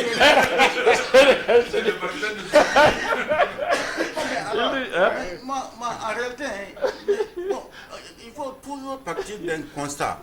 Parce qu'on n'a pas connu ça par le passé, n'est-ce pas? Tu sais, moi, ce qui me désole le plus, c'est que quand on voit un peu comment, c'est comme si il n'y a plus de valeur, c'est-à-dire il n'y a plus de dignité. Je fais la politique parce que ce n'est pas, j'ai un projet que je vais vouloir, c'est parce que je vais chercher forcément à manger. Mais non, alors qu'on arrête, on a combattu des régimes et tout, les Kountis ont dit c'était des dictateurs. Non, on ne vient pas à la politique parce que tu ne peux pas venir d'ailleurs à la politique, ils te nomment parce que tu es compétent. Tu déconnes, ils t'enferment. Alors, lui-même, il a montré l'exemple. Il a montré l'exemple jusqu'à sa mort, l'austérité. Alors, on se retrouve, ça veut dire, c'est pour ça que j'ai dit c'est une escroquerie. Ce qu'on est en train de faire là, c'est une escroquerie contre le peuple. Mais alors, la démocratie est censée améliorer les conditions de vie des populations à la base. C'est ça d'abord la finalité. Quand des gens, parce qu'ils pensent qu'ils sont allés à l'école, qu'ils ont un certain niveau, tout ça, chacun vient écrire du jour au lendemain, il crée des petits partis, machin. On attend quand les élections arrivent, je soutiens un tel. Parce que je vais espérer gagner. Mais alors, il faut se contenter tout le monde avec ce système de partage et tout. Parce que, docteur Bounti, c'est le système de partage qui a amené que jusqu'à l'école primaire, le gardien même, il est de notre bord politique. Oui, il est notre allié. Oui, il est notre allié. Et on ne regarde pas, est-ce qu'il a le profil pour occuper le poste? N'est-ce pas? Mais est-ce qu'on doit continuer avec ça? Les gens ont dénoncé, les gens ont tout fait. Eux ont pensé, parce que c'est pour ça que je me dis quelque part, ils n'ont pas d'excuses. On ne peut pas les... Parce qu'ils ont passé leur temps, eux, à dénoncer les autres. L'exclusion, tout ça, les pratiques auxquelles on assiste aujourd'hui, ils ont plus dénoncé que n'importe quel autre système. Aujourd'hui, ce qui montre aux gens, c'est qu'ils disent aux gens, vous n'avez jamais rien vu. Nous, ce qu'on va vous montrer là. Monsieur Sidi Mahmoud, il dit, bon, il apprécie déjà le débat, il dit vraiment c'est un très bon niveau. Le niveau du débat, c'est impeccable, dit-il. Il dit le président est confronté à une difficulté en lien avec l'appareil politique, ou je parle du contexte politique, et de sorte qu'on constate aisément qu'il n'est pas en conformité avec son discours d'investiture qui était très motivant. Mais c'est ce qu'on passe tout notre temps à dire depuis pratiquement qu'il a été investi. Tout le monde avait applaudi de deux mains son discours. Mais moi j'avais dit, pourvu que les fleurs ne trahissent pas les fruits. Et effectivement, aujourd'hui c'est ça. J'avais dit qu'il a vite parlé parce que, connaissant le système, un peu même si je ne suis pas membre du parti quand même, connaissant comment le système fonctionnait, il était difficile pour lui, après avoir mis en avant toutes ses ambitions, tout son objectif, mais il est évident que les autres ne vont pas se faire harakiri, comme on dit. Nous sommes en politique, hein, ce n'est pas une religion. Chacun va mettre du sien pour que cela n'arrive pas, si éventuellement ça devait être... Parce que ce qu'il dit, il doit passer sur des cadavres des gens, entre griffes. Et qui est prêt à mourir, comme vous avez dit? Puisque ceux qui veulent vivre sont plus nombreux que ceux qui veulent mourir, donc ça ne va jamais exister. Donc on va tourner en rond, et moi je lui souhaite vraiment beaucoup de plaisir s'il arrive à sortir la tête hors de l'eau. Mais ça risque de tourner 5 ans comme ça. On va rien avoir, il va tourner à gauche, à droite, peut-être, il va montrer sa bonne volonté, mais tant que ça ne suit pas. Mais regardez même comment c'est plombé au titre de la dette. Si tu ne peux pas investir, tu ne fais que payer la dette, mais tu ne peux rien faire. Et qui a plombé ce budget? Il est comptable, c'est vrai, mais c'était son prédécesseur. Et ça continue. Parce que tel que c'est fait, les titres vont augmenter. Donc... Monsieur, on continue aussi. C'est toi qui avais la parole tout à l'heure, monsieur. On continue. Allez, monsieur, qui l'a vu tout à l'heure? C'est Alzuma, Nigérien tout court. Alzuma, Mega, Nigérien tout court, il dit, on a dit, quelqu'un a dit, je crois que c'est Osseni, que nous sommes tous responsables. Et il dit, on ne saurait cependant dédouaner la responsabilité du gouvernant. Et en premier, la responsabilité du président de la République, qui devant lui a juré de veiller au bonheur du peuple. Le président Bazoum Mohamed n'a d'autre choix que de réviser la dialectique, consolider et avancer. Il faut consolider la superstructure pour obtenir une société de retour aux valeurs sociales fondamentales. Les infrastructures doivent venir en seconde position sur l'échelle des priorités.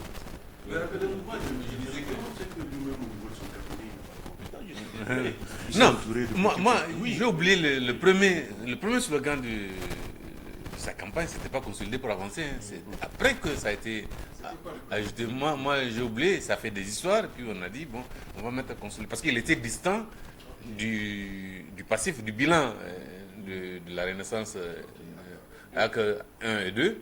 Donc il voulait quand même apporter un certain changement. Mais c'est après qu'on a dit non, il faut consolider ce qui est consolidable et puis avancer. Et malheureusement, il y a beaucoup de choses qui ne sont pas consolidables. Moi, je me dis que, franchement, le bon exemple doit d'abord venir de la présidence. Son cabinet n'est pas constitué d'administrateur civil. Son directeur de cabinet est un diplomate. Un diplomate n'est pas forcément un gestionnaire oui, son adjoint n'est pas mieux loti. Il y a un qui est même un vendeur d'autres sont utiles. Donc on ne gère pas une présidence avec ce personnel hétéroclite. Oui. Non, sauf que quand même, tout diplomate, il a été SG longtemps. Hein. Non, c'est SG du ministère des Affaires étrangères. C'est ça. Ouais, le ministère des non, c'est pas ce que je conteste. Hein. Un diplomate n'est pas forcément un administrateur civil. La gestion d'un cabinet, c'est l'administrateur. Franchement, il faut qu'il commence déjà par mettre de l'ordre là. Moi, je peux te montrer des arrêtés me concernant où il y a une confusion. Moi, je maîtrise un peu l'administration, je ne suis pas un novice. Hein.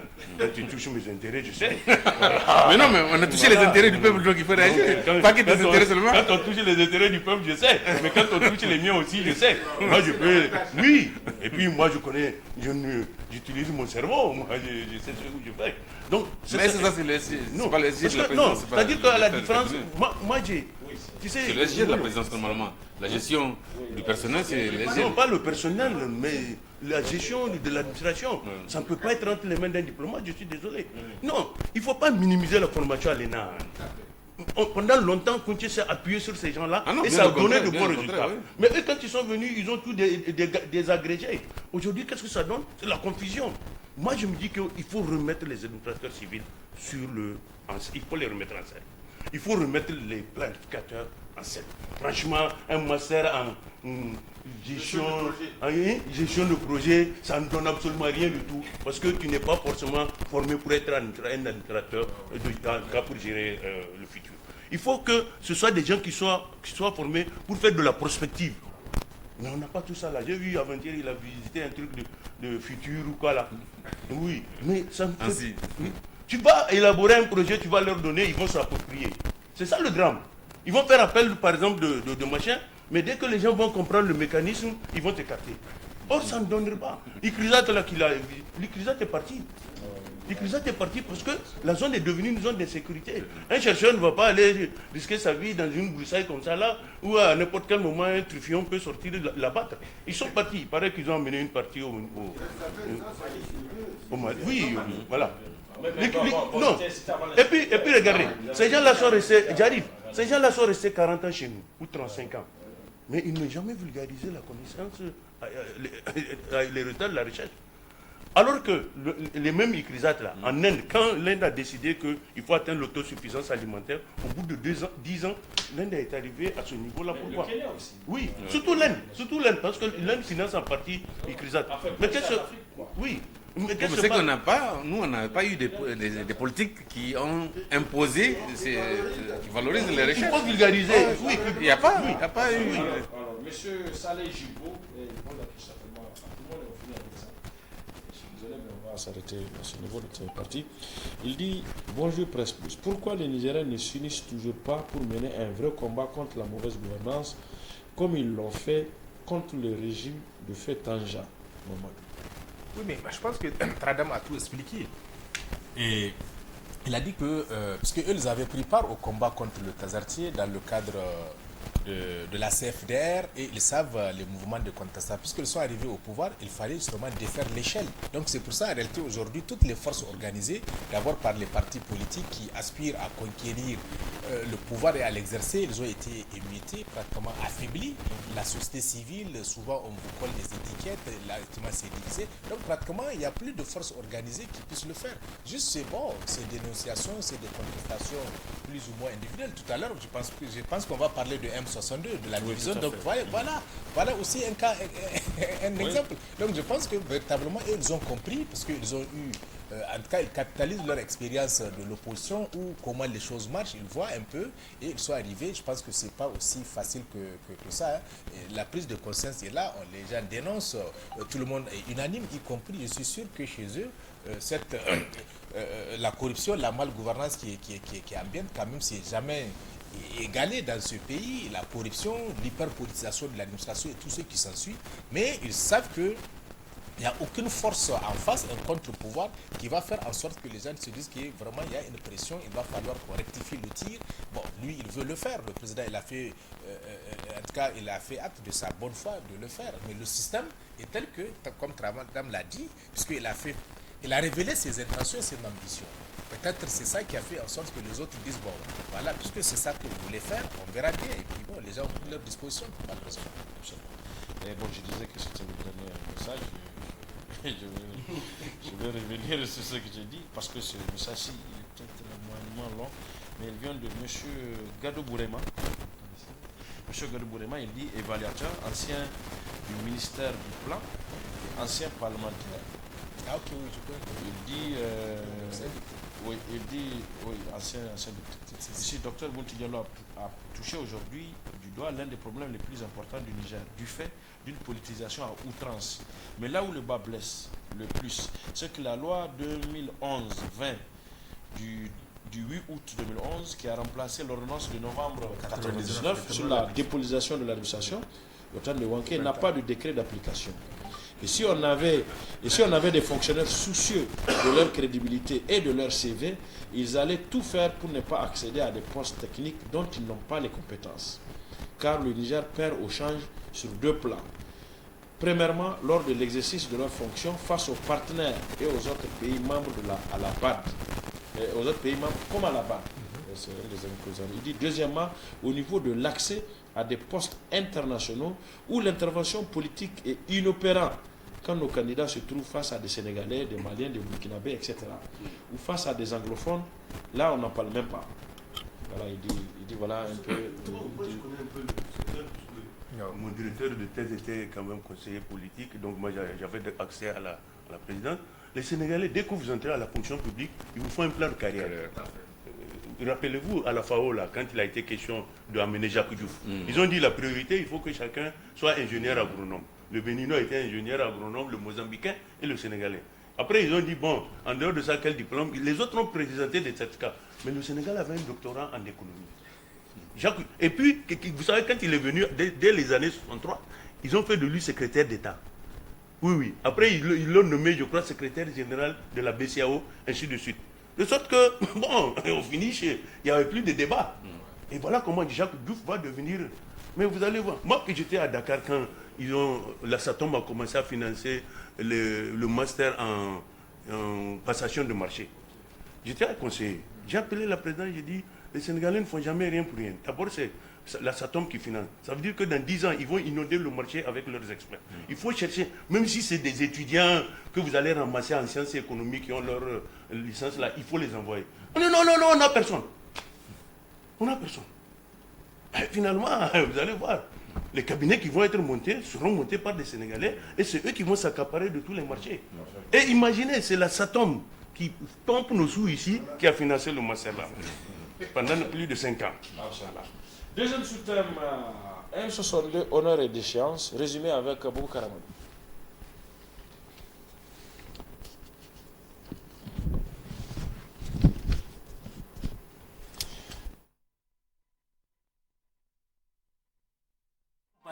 Il y a peu, le M62 a très vite suscité beaucoup d'espoir en se positionnant opportunément au diapason des attentes des populations nigériennes et à leurs aspirations.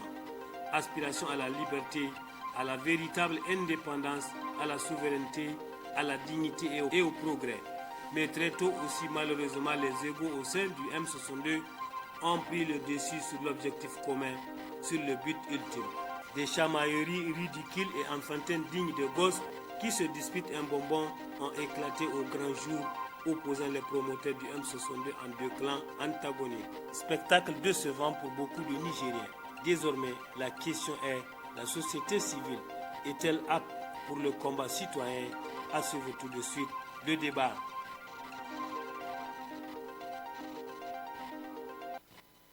M62, honneur et déchéance, c'est peut-être le cas de l'édit. Vous avez entendu le résumé de Boubacar Amadou tout à l'heure. Un mouvement qui a suscité beaucoup d'espoir, d'espérance même à sa naissance il y a quelques semaines, il y a juste quelques mois, et même après sa manif réussie du 18 septembre dernier, voilà que on se déchire et on se divise également. Cela a suscité beaucoup de commentaires sur le compte de la presse écrite et beaucoup de journaux ont titré sur ce sujet. Le Hérisson, par exemple, le journal Le Hérisson a titré M62, désormais 2 corps, 2 esprits.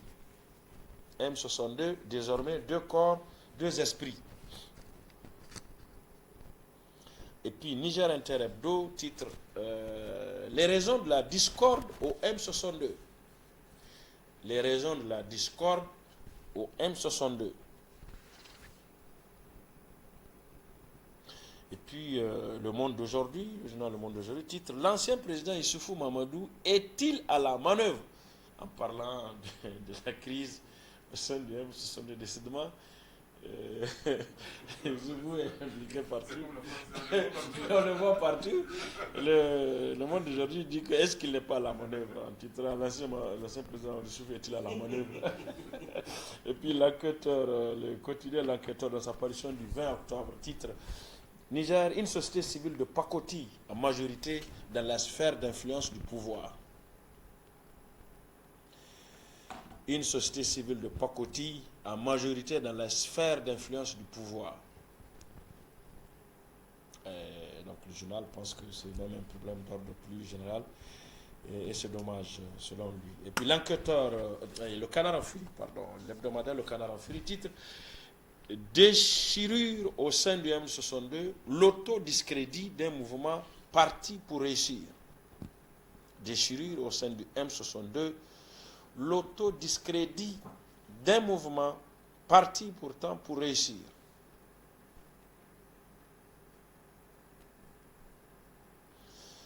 Vous avez ça? C'est un autre exemple. C'est-à-dire, on a vu la classe politique. Là, la société civile aussi se met dans la danse. C'est à ça qu'on assiste. Et en fait, c'est ça qui décourage un peu les citoyens. Parce que moi, j'ai dit, une société civile, c'est quoi? En tout cas, un mouvement associatif, c'est un mouvement libre. Vous faites appel, parce que les problèmes que vous posez, c'est des problèmes, le plus souvent, c'est des problèmes qui concernent directement la vie des citoyens. C'est pas des, comme on avait dit, les gens se de manière spontanée quand vous appelez à des manifestations. Mais vous organisez juste une marche. Le temps de la prochaine marche, qu'on dise qu'il y a quelque chose qui s'est passé, ou ça se divise en deux. Mais alors, c'est quoi? Ça veut dire le citoyen là qui se lève de chez lui le matin quand vous dites vous allez marcher dimanche, qui se quitte chez lui, peut-être il n'a même pas pris le déjeuner parce qu'il n'en a pas de quoi. Il va à la marche. Il ne va pas à la marche pour qu'on lui donne de l'argent.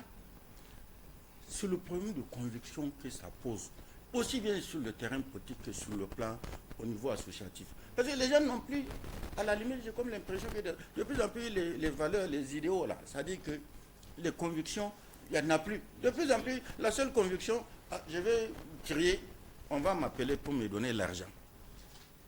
C'est ça la conviction fondamentale aujourd'hui.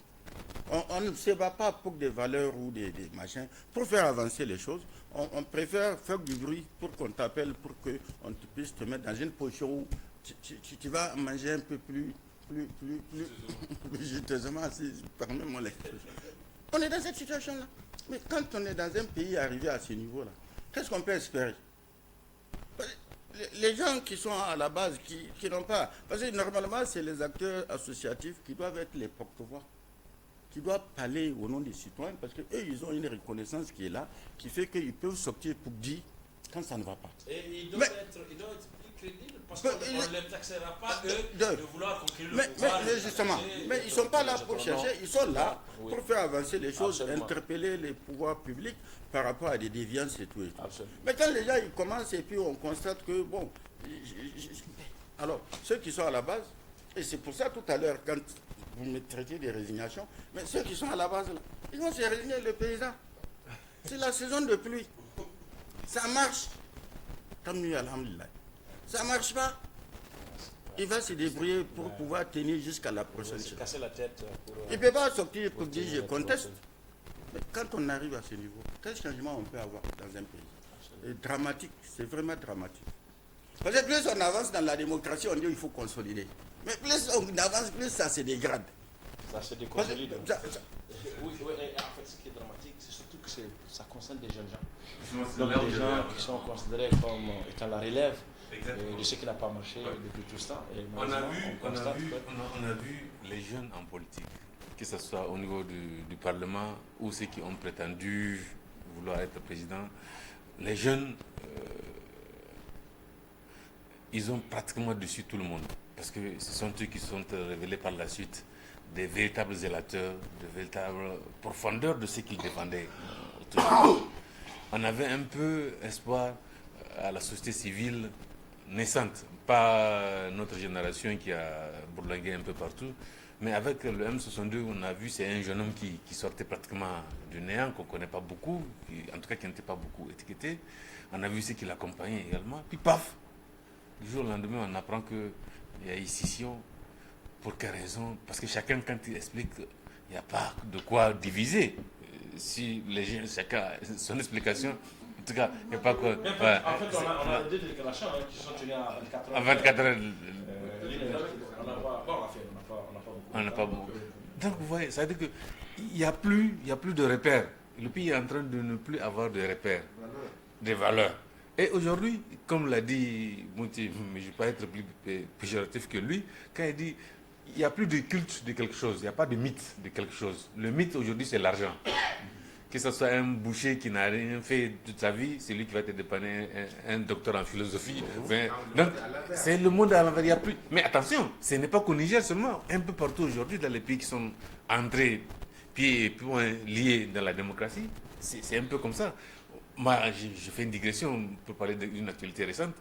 Le nouveau Premier ministre du Burkina, qu'on a nommé, oui, Maître Apollinaire, mais c'est un pourfendeur du poste de Premier ministre. Pour lui, il ne faut pas qu'il y ait un poste de Premier ministre dans un pays, parce que, et il a conseillé Traoré de ne pas avoir un Premier ministre, parce que c'est ça qui fait que ça n'avance pas, puisque lui, il veut aller vite, il ne faut pas qu'il y ait un Premier ministre. Mais, contre toute attente, c'est ironie de l'histoire. C'est lui. On n'a pas entendu dire qu'il renonce quand même. Qu'il renonce au poste de Premier ministre. Oui, donc voilà. Donc on considère que... Donc vous voyez, ça veut dire que vraiment on ne sait pas finalement qu'est-ce qui nous arrive. Cette génération, on a eu nos aînés qui avaient bâti quelque chose, mais nous on est venus, on a détruit. Et malheureusement, c'est en train de se poursuivre aujourd'hui. Nos enfants, quel modèle vous allez donner à vos enfants qui... S'ils savent qu'au détour de quelque chose, bon, ce que papa a dit hier, ce n'est plus la même chose demain.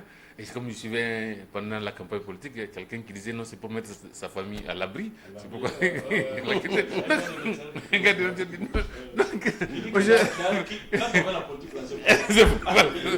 Donc, vous voyez, c'est pour avoir quelque chose. Donc, la politique, ce n'est plus un acte bénévole, ce n'est plus parce que vous pensez que vous avez. La société civile. Non, aussi bien la société. Non, les deux. La politique n'a jamais été un acte bénévole. Non.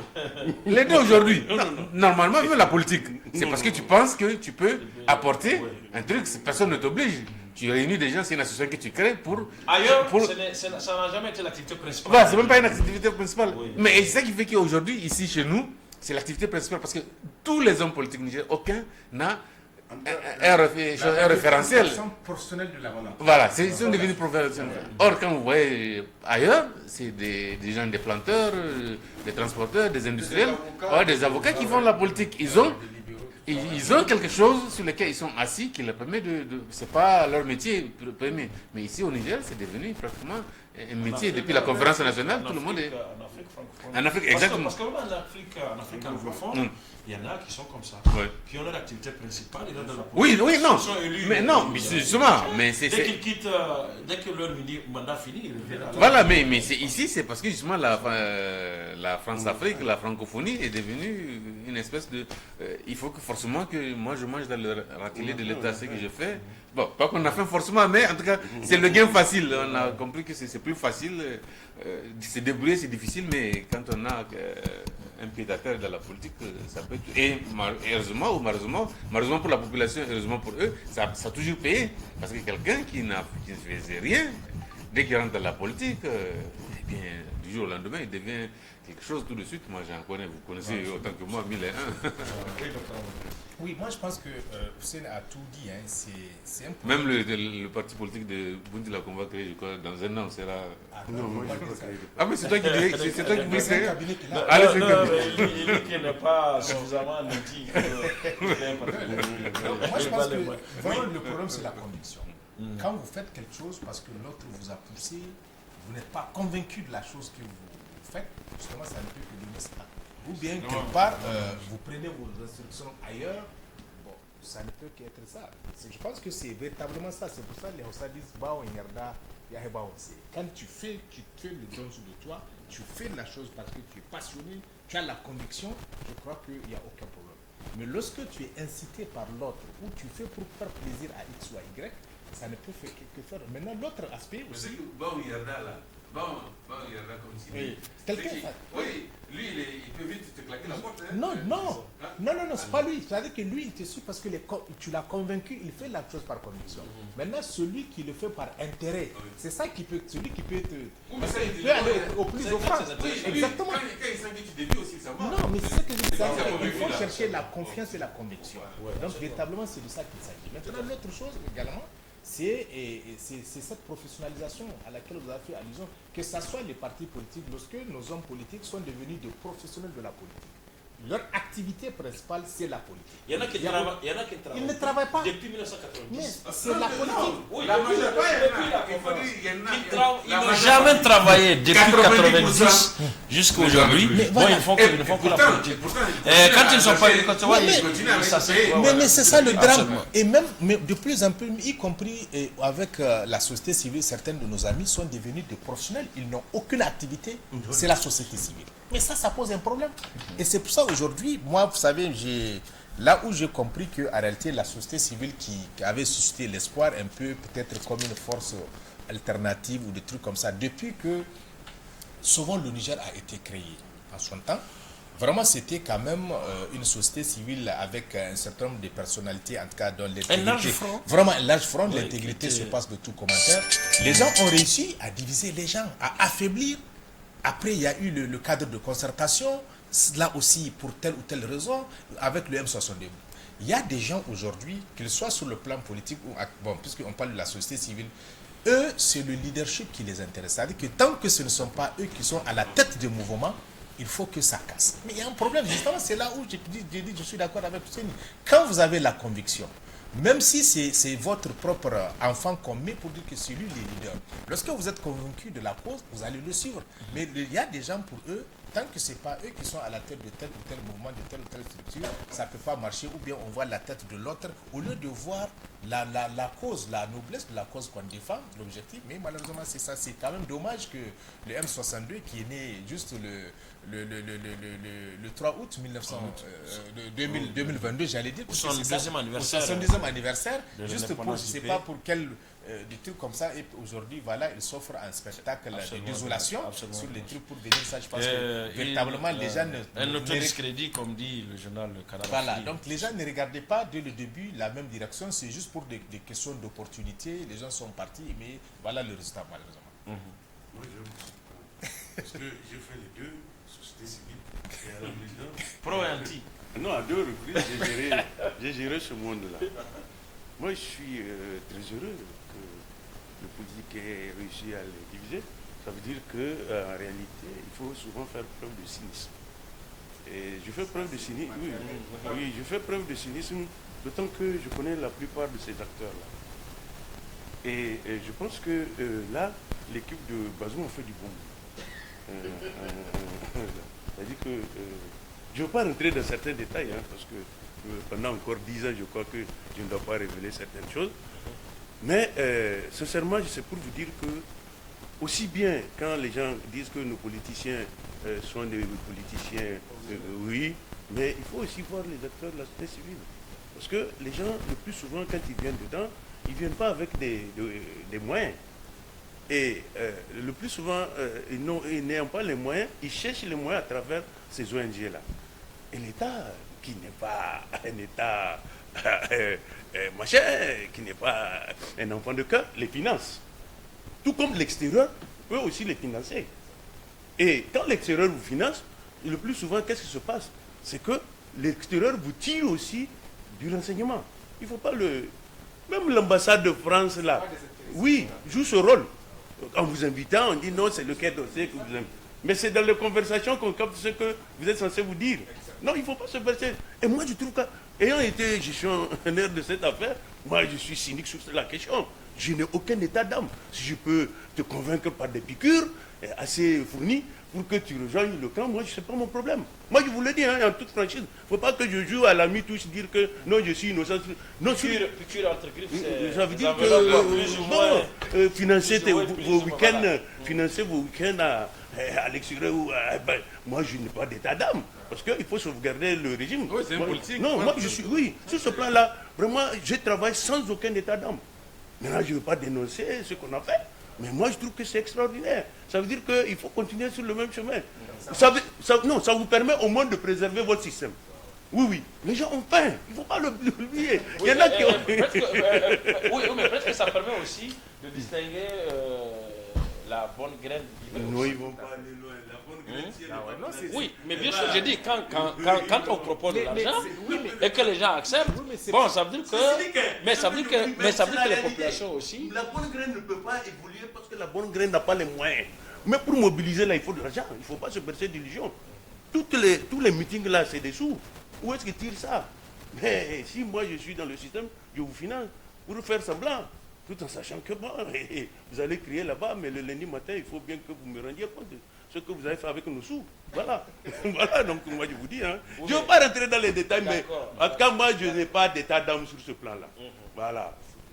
Oui, moi je pense que c'est déplorable, comme j'ai dit, que les gens qui ne partagent pas les mêmes visions, qui ne regardent pas la même direction pour des questions d'opportunité s'associent.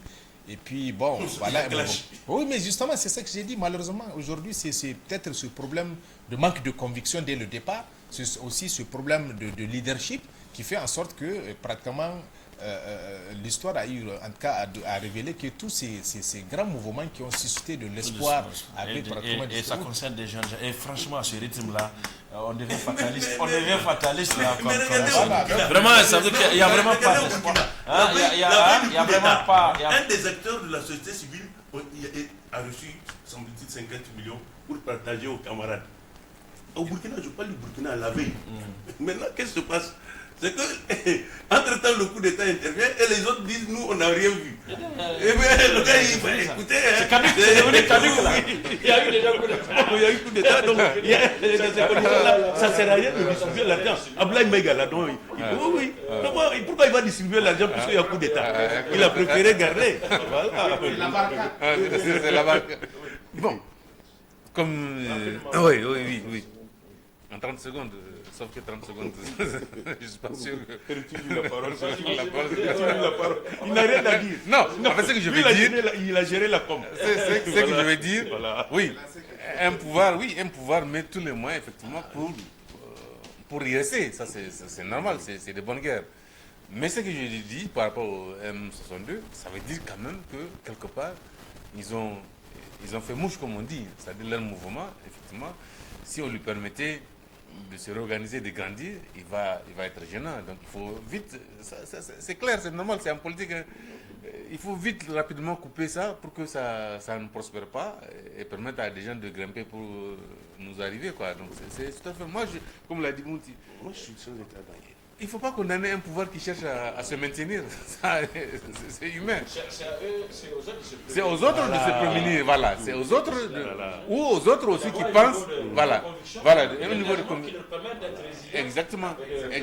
Mais le problème en soi n'est pas le fait de se maintenir. Quand un pouvoir travaille bien, pour moi, ces histoires d'alternance, l'essentiel, c'est de satisfaire les besoins. C'est toi qui penses qu'ils ne travaillent pas. Ils te disent, ils ont fait un bilan.